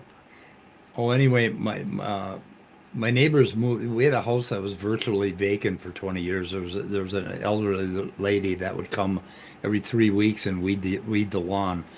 And then these neighbors were going to move in, and I was just absolutely horrified that we would have neighbors suddenly on the east side. And if I had handpicked the neighbors that I got, it would have been exactly who they are. I mean, they are the perfect, they're almost copies of us. And I think they're all subscribed to this channel too. So anyway, good neighbors. I really appreciate them. Lucked out. Okay. And I got crap all over. Jeez. Yeah. Stupid demons live next door. Yeah, I think the first conversation we had, I went over there and said something about, I hope you couldn't hear my music. And he said, oh, yeah, we called the cops on you. And I'm like, okay, this guy has a good sense of humor. Because, of course, they didn't. Anyway.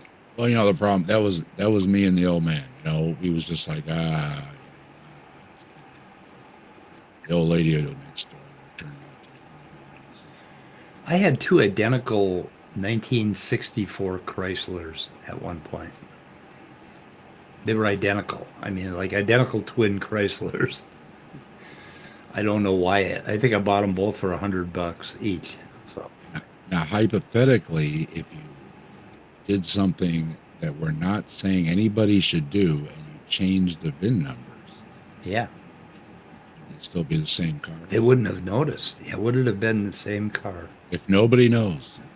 Problems. Get away with it. The it. car of Theseus. We should write a book. Like that car of Theseus. Yeah. Okay. He definitely likes that argument. I think he comes back to it 3-4 times. We got a few more minutes before they divert. clear reality doesn't depend on who you ask when it comes to those kind of things. Well, certain features of reality don't, and I think that certain others do. And I don't know if I would consider identity to be a feature of reality or more something that we talk about with respect to it. There you go. Okay. So in my thought experiment about replacing the tires, would it be the same car? I think so, yeah. Okay. Just Replace like if I change the oil, it's the same car. so replace every single part. Same car? Yeah. So if I took the replaced parts, put them together, 2 cars, which is the original? Which is the original? Well, the original would be the one if you took all the original parts that were replaced and put those together, that one would be the original car. But earlier when I asked you if I replaced the tires, that one was still the original car. Well, no, it wasn't the original car. It was still Well, identical it was- to itself. It Okay, was right. But still that car. identity, so it's still that car, which means the original. Well, that one, but once you take all. Okay, this is That interesting. made absolutely no. This That is made no interesting. sense again. I mean, yeah, he's trying to catch Leo up on this, philosophical argument. Well, and something else he said, if you take the tire off the car, it's still a tire. Right. But if I cut my arm off, it's not an arm anymore because it's going to disintegrate. It's like, well, so's the tire. It's just going to take longer. Yeah. And, if you had 2 cars and one was parked in lot A and the other was parked in lot B, and the first car was the one in lot A, and then you took all the parts one at a time and went over and put them on lot B, you'd want to say that the car in lot A was the same car as the one you drove in, right? The first one you bought. But that's just how we think of it, right? I mean, it's not reality. Shit changes and shit gets mixed up. But who would ever do? I wonder if anybody's ever actually done that. Has that ever happened on the planet Earth? Take one car and slowly replace one part at a time with another car, and then ask yourself, which one is the right car? Well, I guess the state would go by the VIN number. If you switch out that little VIN plate, or all the VIN plates hidden around the car, then you would have it. But I mean, so what? Because It's so easy to understand this from a physical standpoint. If you cut up a car and make a hot rod out of it, when you get all done, you have to have it go re-inspected because you've changed it enough that it no longer identifies with what it says on the VIN. Yeah. So then they have to change everything to say, no, it's no longer a Chevy Malibu. It's an off-road rat car or whatever they call it because it's been modified enough. So yeah, then it would no longer be that car. But you're talking about the only thing they have left is just a piece of the chopped frame. That's all that's left. Everything else is different. It's just because it's got that VIN plate on there. That's the only thing really that counts. Is that little piece right there. Because that number's on. Is identity a social construct? Kind of. It depends on what attitude you have when you're talking about, identical things. It's like if I don't know. Like if I give you my snowblower, borrow my or loan you my snowblower, and you bring back a different one that's identical, the same exact model. I don't know. It depends on your attitude toward it. So yeah, in a way, it is kind of a construct.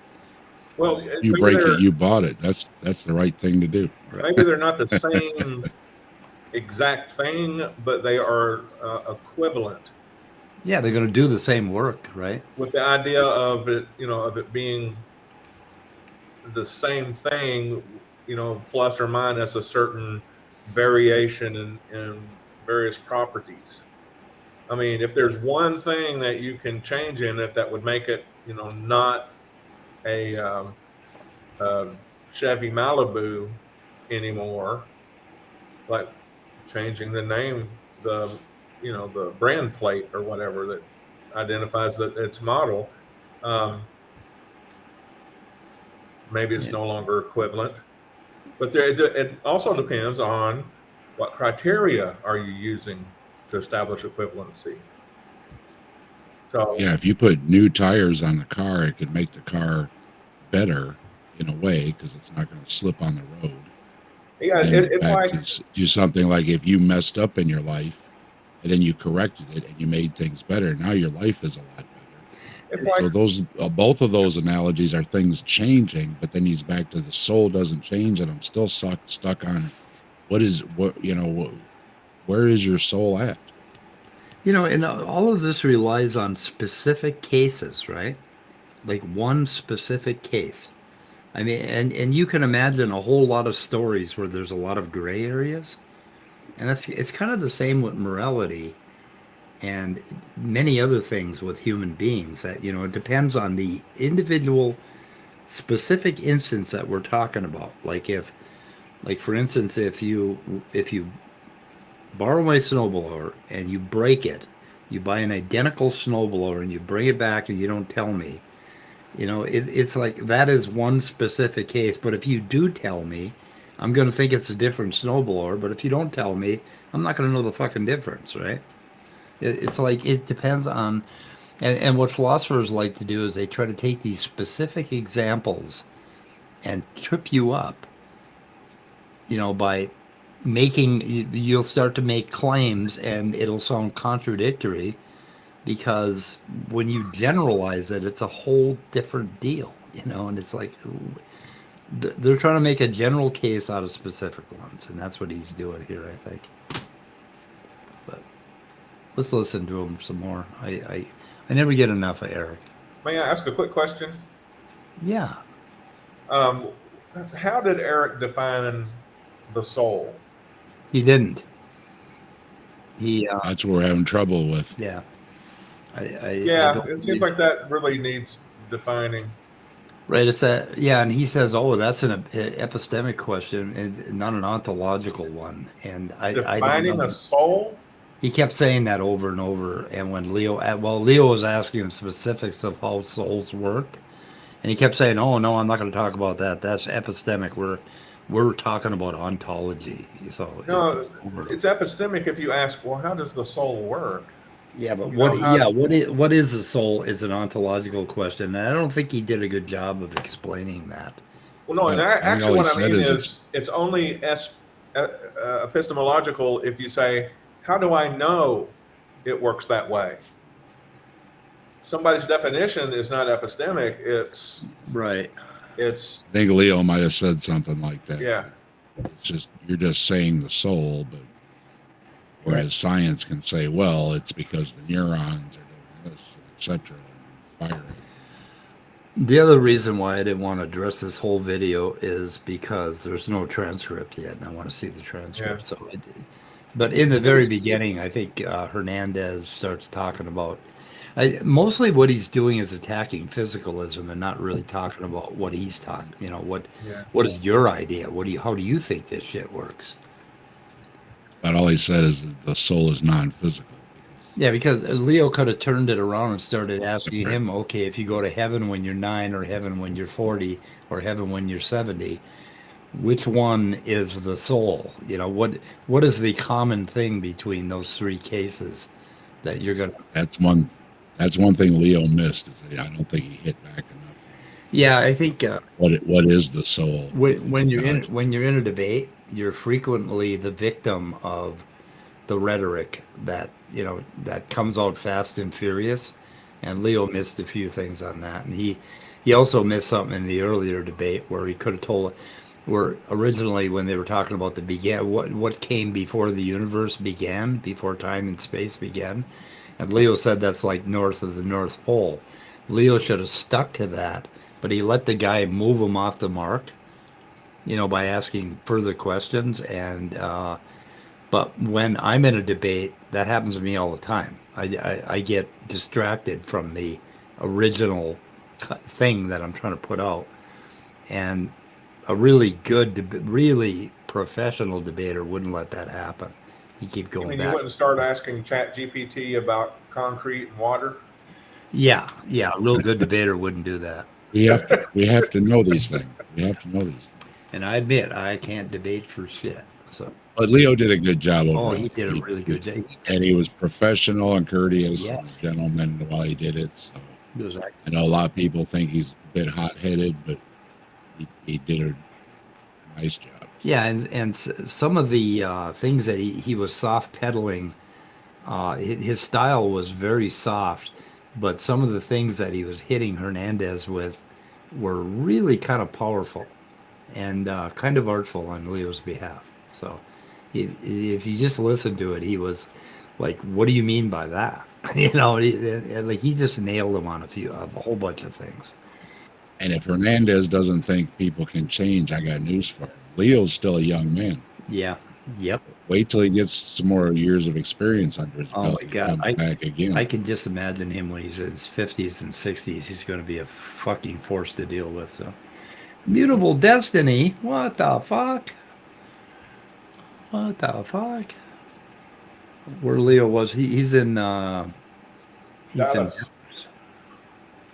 He's in Dallas. I don't think Leo's here. I think he's in a hotel room somewhere, right? No, he's off getting drunk with the group. Yeah, that's He had what I a was photo on Facebook of himself on the airplane brushing up on a physics book as he was flying down there. Okay, cool. Let's see. The concept of good faith goes out the window too, but yeah. I was telling my wife earlier, James must be doing things all right. He can afford to fly people in, and I know some of the people he has on get speaking fees too. So he's making enough to pay bills and everything. So must be doing all right. Yeah, he must be doing pretty good if he can fly people in for these things. Good for him.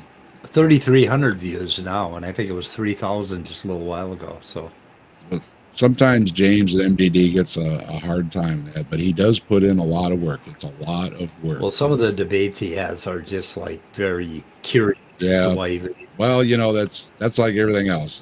I don't like flat earth stuff all that much. I like to support Grayson, so I watched a few minutes, but I'm sorry, Grayson, I couldn't watch the whole thing. I was thinking that maybe Eric Hernandez's confusion over identity may be the source of why these fundamentalists have so much trouble with pronouns. Well, there weren't any pronouns a few years ago. They're very, very confused about, yeah, they didn't have. Even though I pointed out right there in the Bible, it said, and God created us in our image. He created them. Yep. And it's like, oh, wait, where'd that word had come from? pronouns back then? Wow. When did they stick that word in there? Yeah. Debate is what I put on the hook to catch the fish. There you go. Okay. Well, and you can get your fill because it's going all day tomorrow too. It's all weekend. Yeah. At least Purple bothered to define debate. Debate. Leo's going to do 2 more debates tomorrow too. Debate. Missed him today. You can catch him again tomorrow. Man, they just loaded up the roster with some Leo, didn't they? Yeah, they did. Four debates he's on. Well, he flew him in and everything, so get his money's worth. By the Plus, what else is he going to do? Just sit around for a couple days? By the 4th debate, he'll probably be a babbling idiot. But anyway, he's did pretty good. The last one's like 8 or 9 o'clock tomorrow. Oh my God, he's gonna be tired. And he's probably going to hop on a red eye after that. Yep. Okay, I'm gonna play a little bit more, and then we're gonna hang her up. All of the original parts and then replace them with new parts and then take those original parts and build that car again. You've rebuilt the original car. So if we And stick then to that one one, is identical to that one, and this one is so identical to at this what one. point in replacing the parts of this car did it cease to be the original? Did it cease once you replaced all of them? So And then rebuilt the other car. So if you just replaced all the parts and then did nothing with them, that's still the same car. okay, so I don't see how identity would have to be dependent on something external to itself, and identity is an intrinsic property. I'm not going to say that it isn't. I just don't know if I agree if it is. Well, that's what you're saying. That's what would have to be. Yeah, this whole fucking thing is about what your judgment would be of what is identical, and that would depend on a whole lot of very specific things about what you're doing exactly, right? Like if you can imagine having a garage with a bunch of cars, and you're going to take one and you're going to replace everything with the other, one at a time, exchange it. It would be up to your judgment as to which car was which when you got done. I mean, and I've got an old car in my garage I want to fix up in these days, and it needs a lot of work. And is it going to be the same car? if replaced, it's going to be the same car. At what point is it going to be? I would still call it the same car. Yeah, but at what point is it going to be a better car? I mean, like, how many parts do you have to replace before you would call it a better car than it was? There's no replacement for displacement. So this is classic philosophy stuff. Okay, this is what I mean by philosophers being fucking weenies. This is classic. He keeps going back, and I hope he's got a point at the end of this. This should end pretty soon, right? This part. Let's I'm see fine if with I what you're can- saying, because you're saying that this car would still be the original unless I put the replaced parts back together. Then it somehow ceases to be the original in virtue of this one's Original, existence. yes, but I don't think originality and identity are the same thing.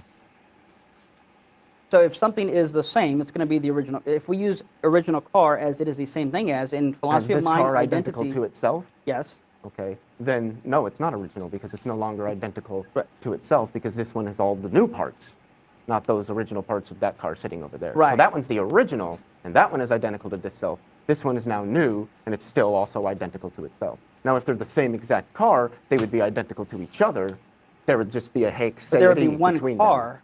There them. would be Well, only there would one be two car. because you have the one built But from you the original. can't have parts and the something one built identical from to the two new parts. things. Yeah. There is a sense in which like Billy Bob can go out to the car dealership and look for a car that's going to satisfy him, that he's going to prefer, and he's going to look and look and look.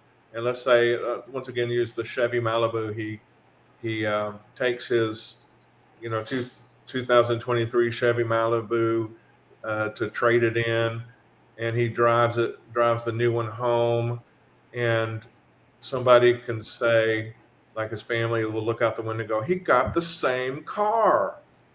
But maybe what he did was he got an identical car.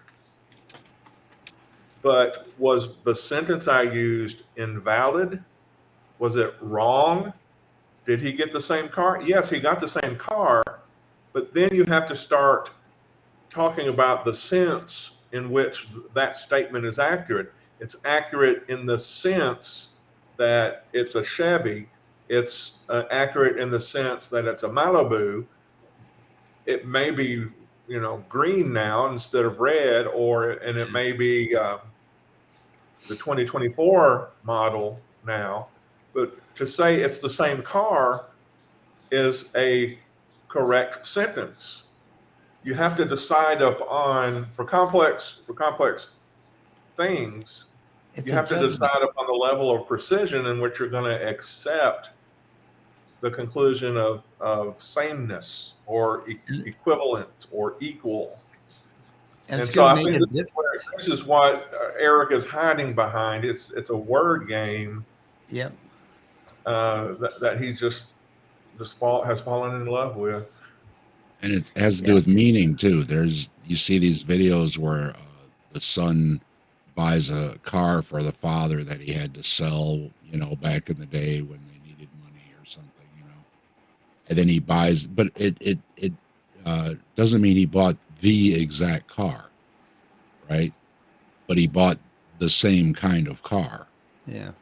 And the father immediately feels that that's my car, even though you could check the VIN and it's not the same. But he's gonna, that emotion of everything, and the son buying you that car that you had to sell because, you were a struggling parent or whatever, and paying back your father. Hey, I got your car back. And that's going to be your car to you. That's going to be your car, even though you could check the VIN and it's not the same.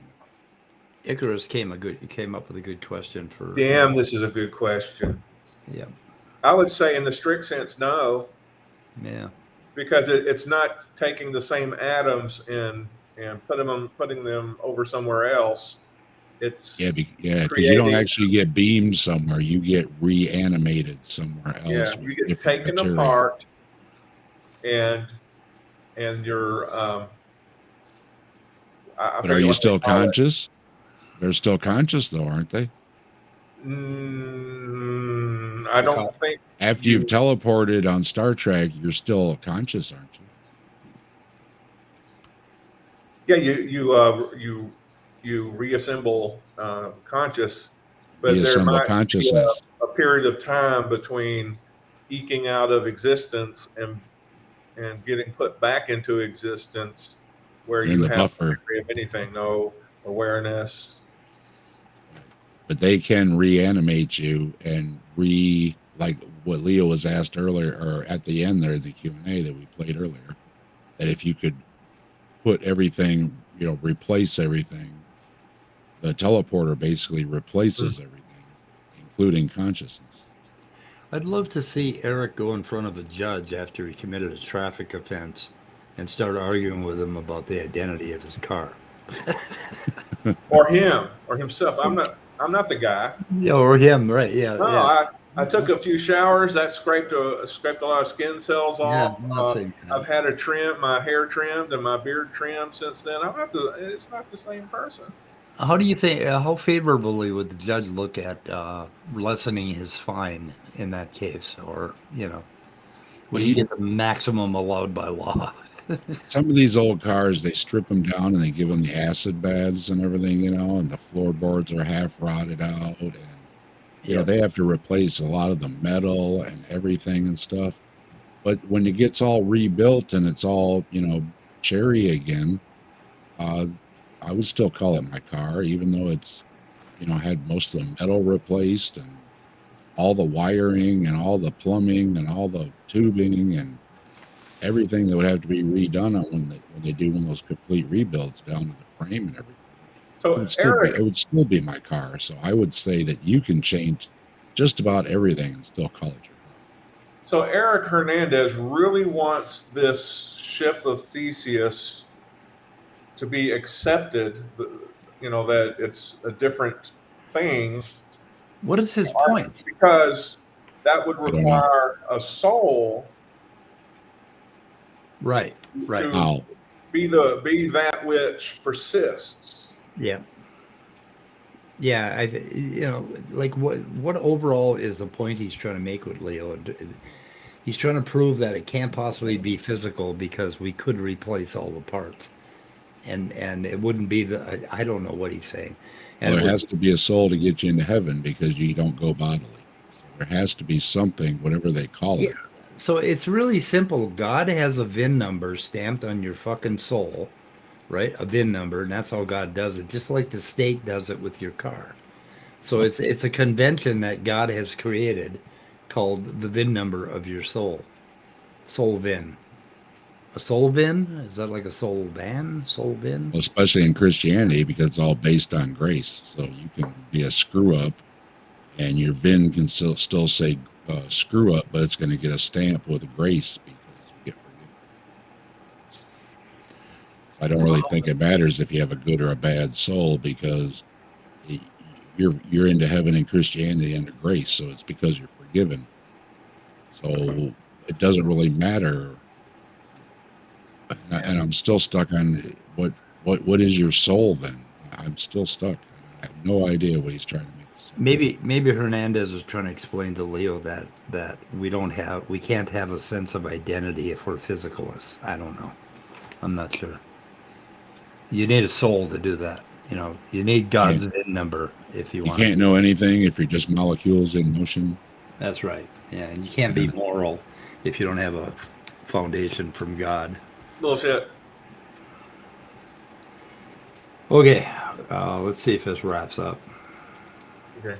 Everything's identical to itself and not something else. Of course. Well, you can't have two things that are identical. An electron and another electron are identical to each other. I feel like you're using the word identical in an idiosyncratic, non-philosophy of mind jargon kind of way. Well, I would probably use it more in the way that a metaphysician would use it, Well, that's rather why than I'm a using it. philosopher of mind. And Well, if I had two metaphysician- electrons, one in this hand and one in this hand, they're identical to each other. They Okay, possess the so same properties. that's not so. Law of identity is one of the three basic laws of logic. Leibniz's law of identity is also a basic law, and that's how identity is typically used almost virtually any and everywhere. So I don't see how. Well, things can be identical to themselves, but I also think things can be identical to other things that share all the exact same properties. Yeah. There would just be a haixeity between them, a thisness between them. So like I was saying, I can have an electron in this hand and another electron in this hand, and they're identical to each other. There is no property about them that will differ. You're using identical in a non-philosophical way there. I don't think I am. He's using it in the way you should use it, right? If you got an electron in one hand, it's identical to itself, and the other electron, not the same electron, but it's identical to the other electron.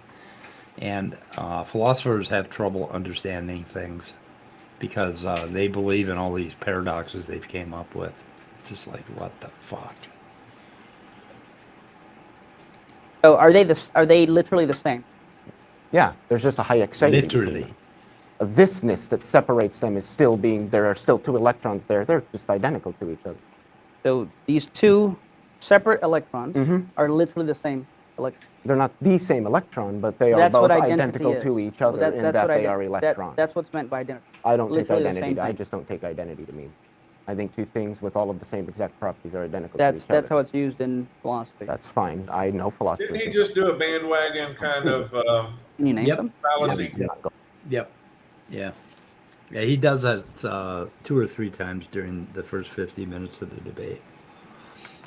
Like what was it? Most neuroscientists now say that consciousness is not a scientific problem. That's definitely not fucking something that he could claim. I don't think they've ever done a survey like that. So anyway, he does this a lot. Let's see. Yeah, the property that distinguishes two identical electrons is their position in space and time. That fucking simple. Okay. They're still identical. How long is this gonna last? Hearing their names. Okay. That's just because they're also It online. looks like and it goes because on and on and on. They want me. I don't Looking know. at You that guys red- wanna stick to the bitter end, or should we fucking move on? I mean, this is just bullshit. It's Yeah, just they're bogged philosophy down. bullshit. Yeah. Yeah, I Or think shall I say that's Eric it. is bogged down? Yeah. That one other guy asked a good question too. I think the first Q&A guy asked a good question. If you want to check that out before we wrap things up. Oh, let's see. Where's the Q&A start here? Big guy. Pretty sure he was the first question. This guy? That guy? I think so. The first Q&A guy? See, look at Ryan's posture. Come on, that's not good posture. Oh, yeah, that's not good posture. You should Not just, good posture. you better write him. You better call him up and tell him what your opinion is It's about for his own good. It's for his own good. It's right. Tell him that you're doing this for his own good. You'll get that hunch thing going, and then when you're 80, you're all bent over and everything. Is this the big guy you're talking about? Pretty sure, yeah. It's the first question. He ain't that big.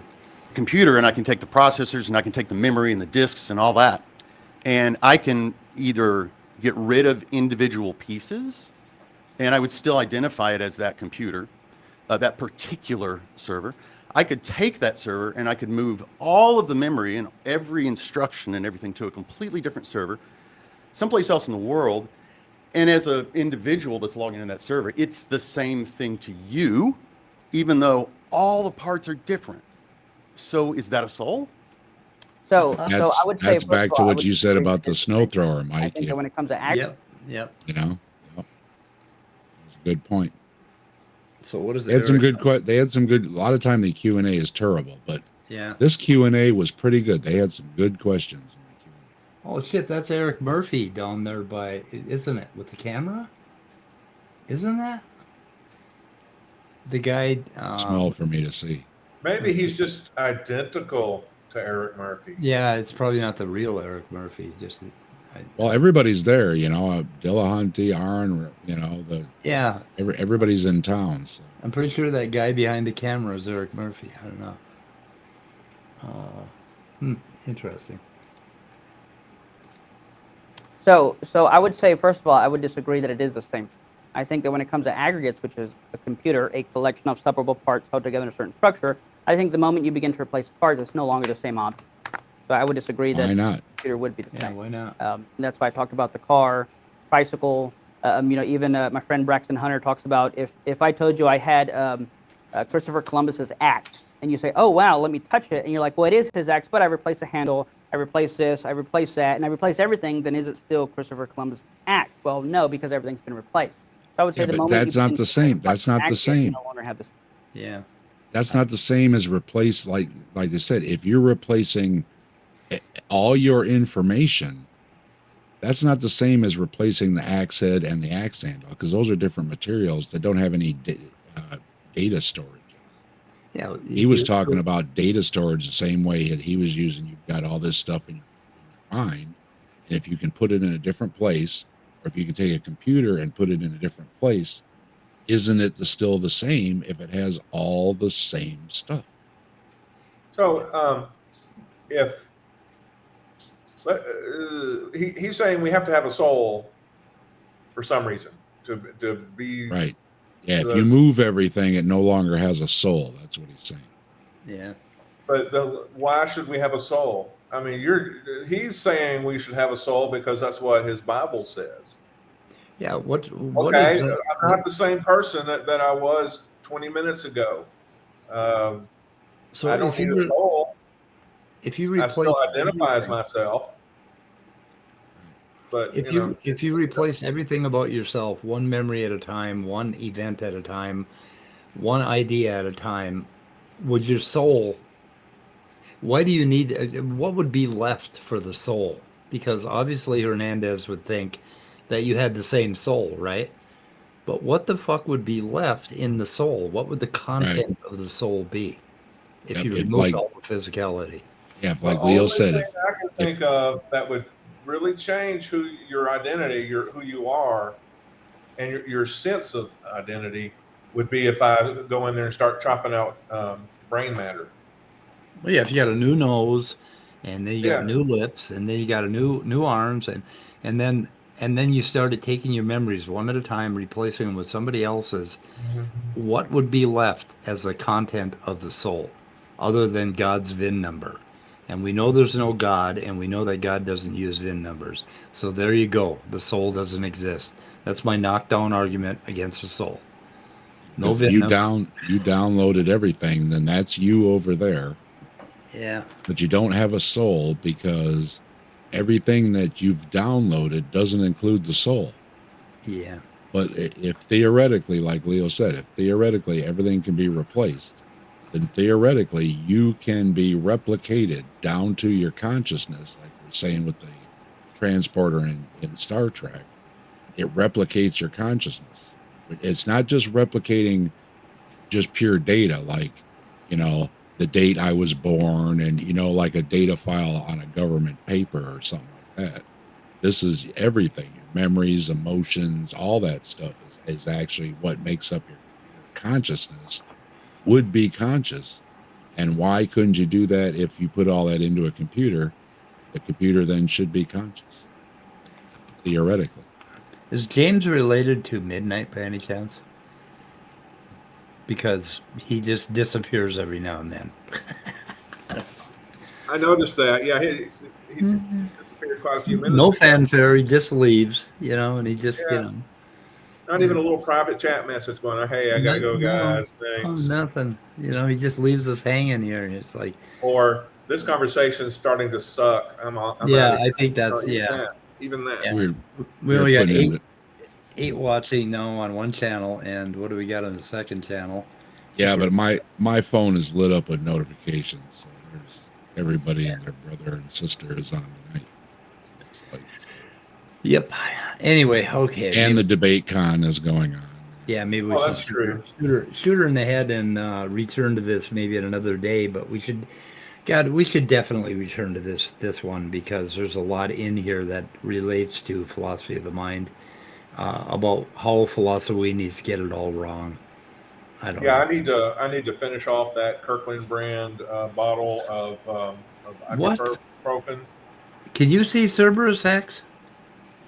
I can see Cerberus Hex. Yep. You're not blocked? In the restream. I see him not in Captive Desk. Let's go over to Answers in Atheism. I see Cerberus in Answers in Atheism. Yeah, you're not. I see him. Main account. Well, what the fuck's your main account? What account did I block? I haven't blocked your account. Why would I block you? What did you do? You may have offended one of our mods. Okay. Like, everybody's pretty much a mod. I will say, like I said, I watched it and I rewatched parts of it, and I rewatched a couple parts of it on 2x speed. Well, who blocked you? I'm still So- stuck on what is a soul. Yeah. Other than it's just one of those things of like God is. Well, it's not physical, it's not material, it's not in our dimension, it's not in this, it's not in our that, and everything you can possibly say, so that there's no way to test for it. And what's the difference between a soul and a ghost? Or Well, what if we it's have something? what's the that- difference? If you have a Yeah. soul or not, or if you have a God or not, if magic exists or not, if none of it manifests in reality, what difference does it make? Right. So I'll grant, okay, there's a God. I don't see it doing anything. I'll grant there's a soul. I don't see it doing anything. So it doesn't seem to change anything one way or another. Yeah. Cerberus, I don't know what the hell you're talking about. Tiny Tyrant? What the fuck is that? Mr. Tiny Tyrant? No, Yeah. you didn't block me. I guess he's messing around. He's fucking with me. Okay, he's fucking with me. I don't even know. One over on you. Gee. I don't even know how to go to the page to unblock people anymore because it's been so long since I've been there. And YouTube used to have a tab down here that, but they don't seem to have it anymore. I don't know. Fuck it all. I want to shoot her in the head pretty quick here. I want to go watch some TV. So I finished House of Usher last night, and holy fuck, Yeah. what an awesome series, man! That was pretty. And the last episode sort of really got the whole. I mean, asked a lot of questions about capitalism and the rich people and whether we invented them, and a lot of really cool things. So it was pretty neat. I liked it. Anyway, what do you think, guys? Should we get the fuck out of here? Yeah, I think maybe we should get the fuck out of here. Anti-Semitism and atheism. Yeah, that sounds good. What the I'm gonna hell? click on that link. Yeah. My back is doing a little bit better. I've been a heating pad and I took some ibuprofen. Well, that's good. Yeah, I felt It is better. loosened up I a felt little better bit. earlier, but Man. I felt I better woke- earlier, but it's starting to wear off. I woke up real stiff. All that monkey. I was doing all kind of monkey shines at the car lot, looking all underneath this thing and everything. Yeah. Popping I the felt- hood, popping the tailgate, popping the doors, popping the seats around, and in one of those things, I think I just reached. I felt a paid lot for it better. this morning. I felt a lot better when I was 20. Heck yeah. Yeah. But Yeah, I probably could have recovered from tripping over the walkway yep. when I was 20 than now. I'm afraid when I get up in the morning, I'm just really going to feel everything. Yeah, old people that don't exercise don't bounce. They don't bounce very well. There's a meme that goes something like, when I was 20 and I got a pain, I didn't think, is this the one that's going to be it? Okay, Cerberus said he's not fucking. Okay. This one Okay, does so- me in? So is there a Cerberus Hex account that's blocked that's titled Cerberus Hex? Because I can go check that and make sure that you're not blocked at all. So Michael check the transcript. So just I put don't the know. name on there and he'll check it. Well, where the fuck is that whole unblock thing on YouTube? I don't know. Maybe we should do I have this. no idea. I haven't had to use it, fortunately. So I know. Forever. Yeah. Oh, settings. Okay. Way the fuck down on the bottom. when you play with Ouija boards, you don't get a whole lot of Christian trolls, I guess. Permission. I guess not.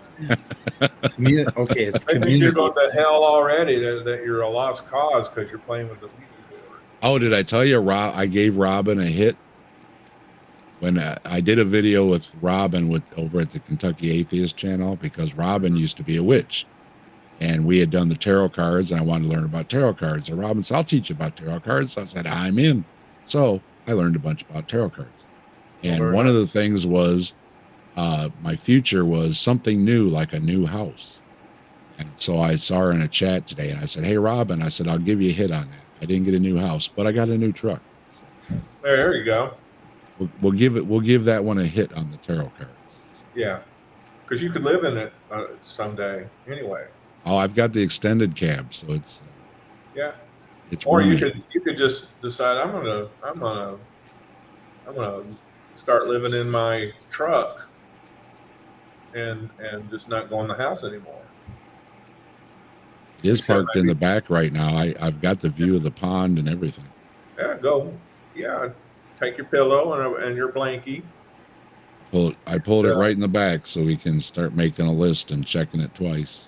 Mm-hmm. Ooh, I got Wesley Curry the second blocked, and the fucking thing is, I have 100 of Danny's sock accounts blocked, and I can't fucking find anything. And 100 Otangelo soccer And accounts. I have nothing named Cerberus Hex. Nothing named Cerberus Hex is blocked anywhere. So I don't know what the hell you're talking about. I think you made this up. I don't And who know. was he referring to as Mr. Tiny Tyrant? I have no idea. Yeah. I Did don't you have get- a Mr. Did Tiny. you get a copy of Oh, I Otangelo's do. new book? Okay, you're right. What the fuck? Cerberus Hex was blocked. I just Oh, unblocked. Titan blocked you. Okay. How the hell did Titan block you? He's a mod, isn't he? You gave him Yeah. a wrench. Yeah, but mods can't block anybody, can they? Oh, did you give him a super wrench? No, I don't know. Maybe Because people. there's two kind of wrenches. You didn't click the wrong box, did you? You've got That could have happened. you've got minor mod and then you got superpower mod. Anyway, I fixed it, Cerberus. I see what you mean now. It's just that I can't find you in all of Dan. It's like it's not Danny boy. I'm really not Danny. This is not Danny. I mean, all these accounts I've got on there, and I'm just like, fuck. And dude. most of those are from like one There it is. particular live stream. Your test is up on the screen there, sir. Yep, we can see you now. Well, No, did Otangelo send you an autographed copy of his new book, Mike? huh? No, he didn't. He doesn't want a review? I mean, gosh. His last book was a little lengthy. It was just amazing. Anyway, let's get the hell out of here, guys. Okay. All right, you have a good one. Okay. Rest up, Scott. See you guys. Thank you I'll all. do my best. Gonna shoot her in the head. Goodbye, side chat. Thank you for being here. Cruel world.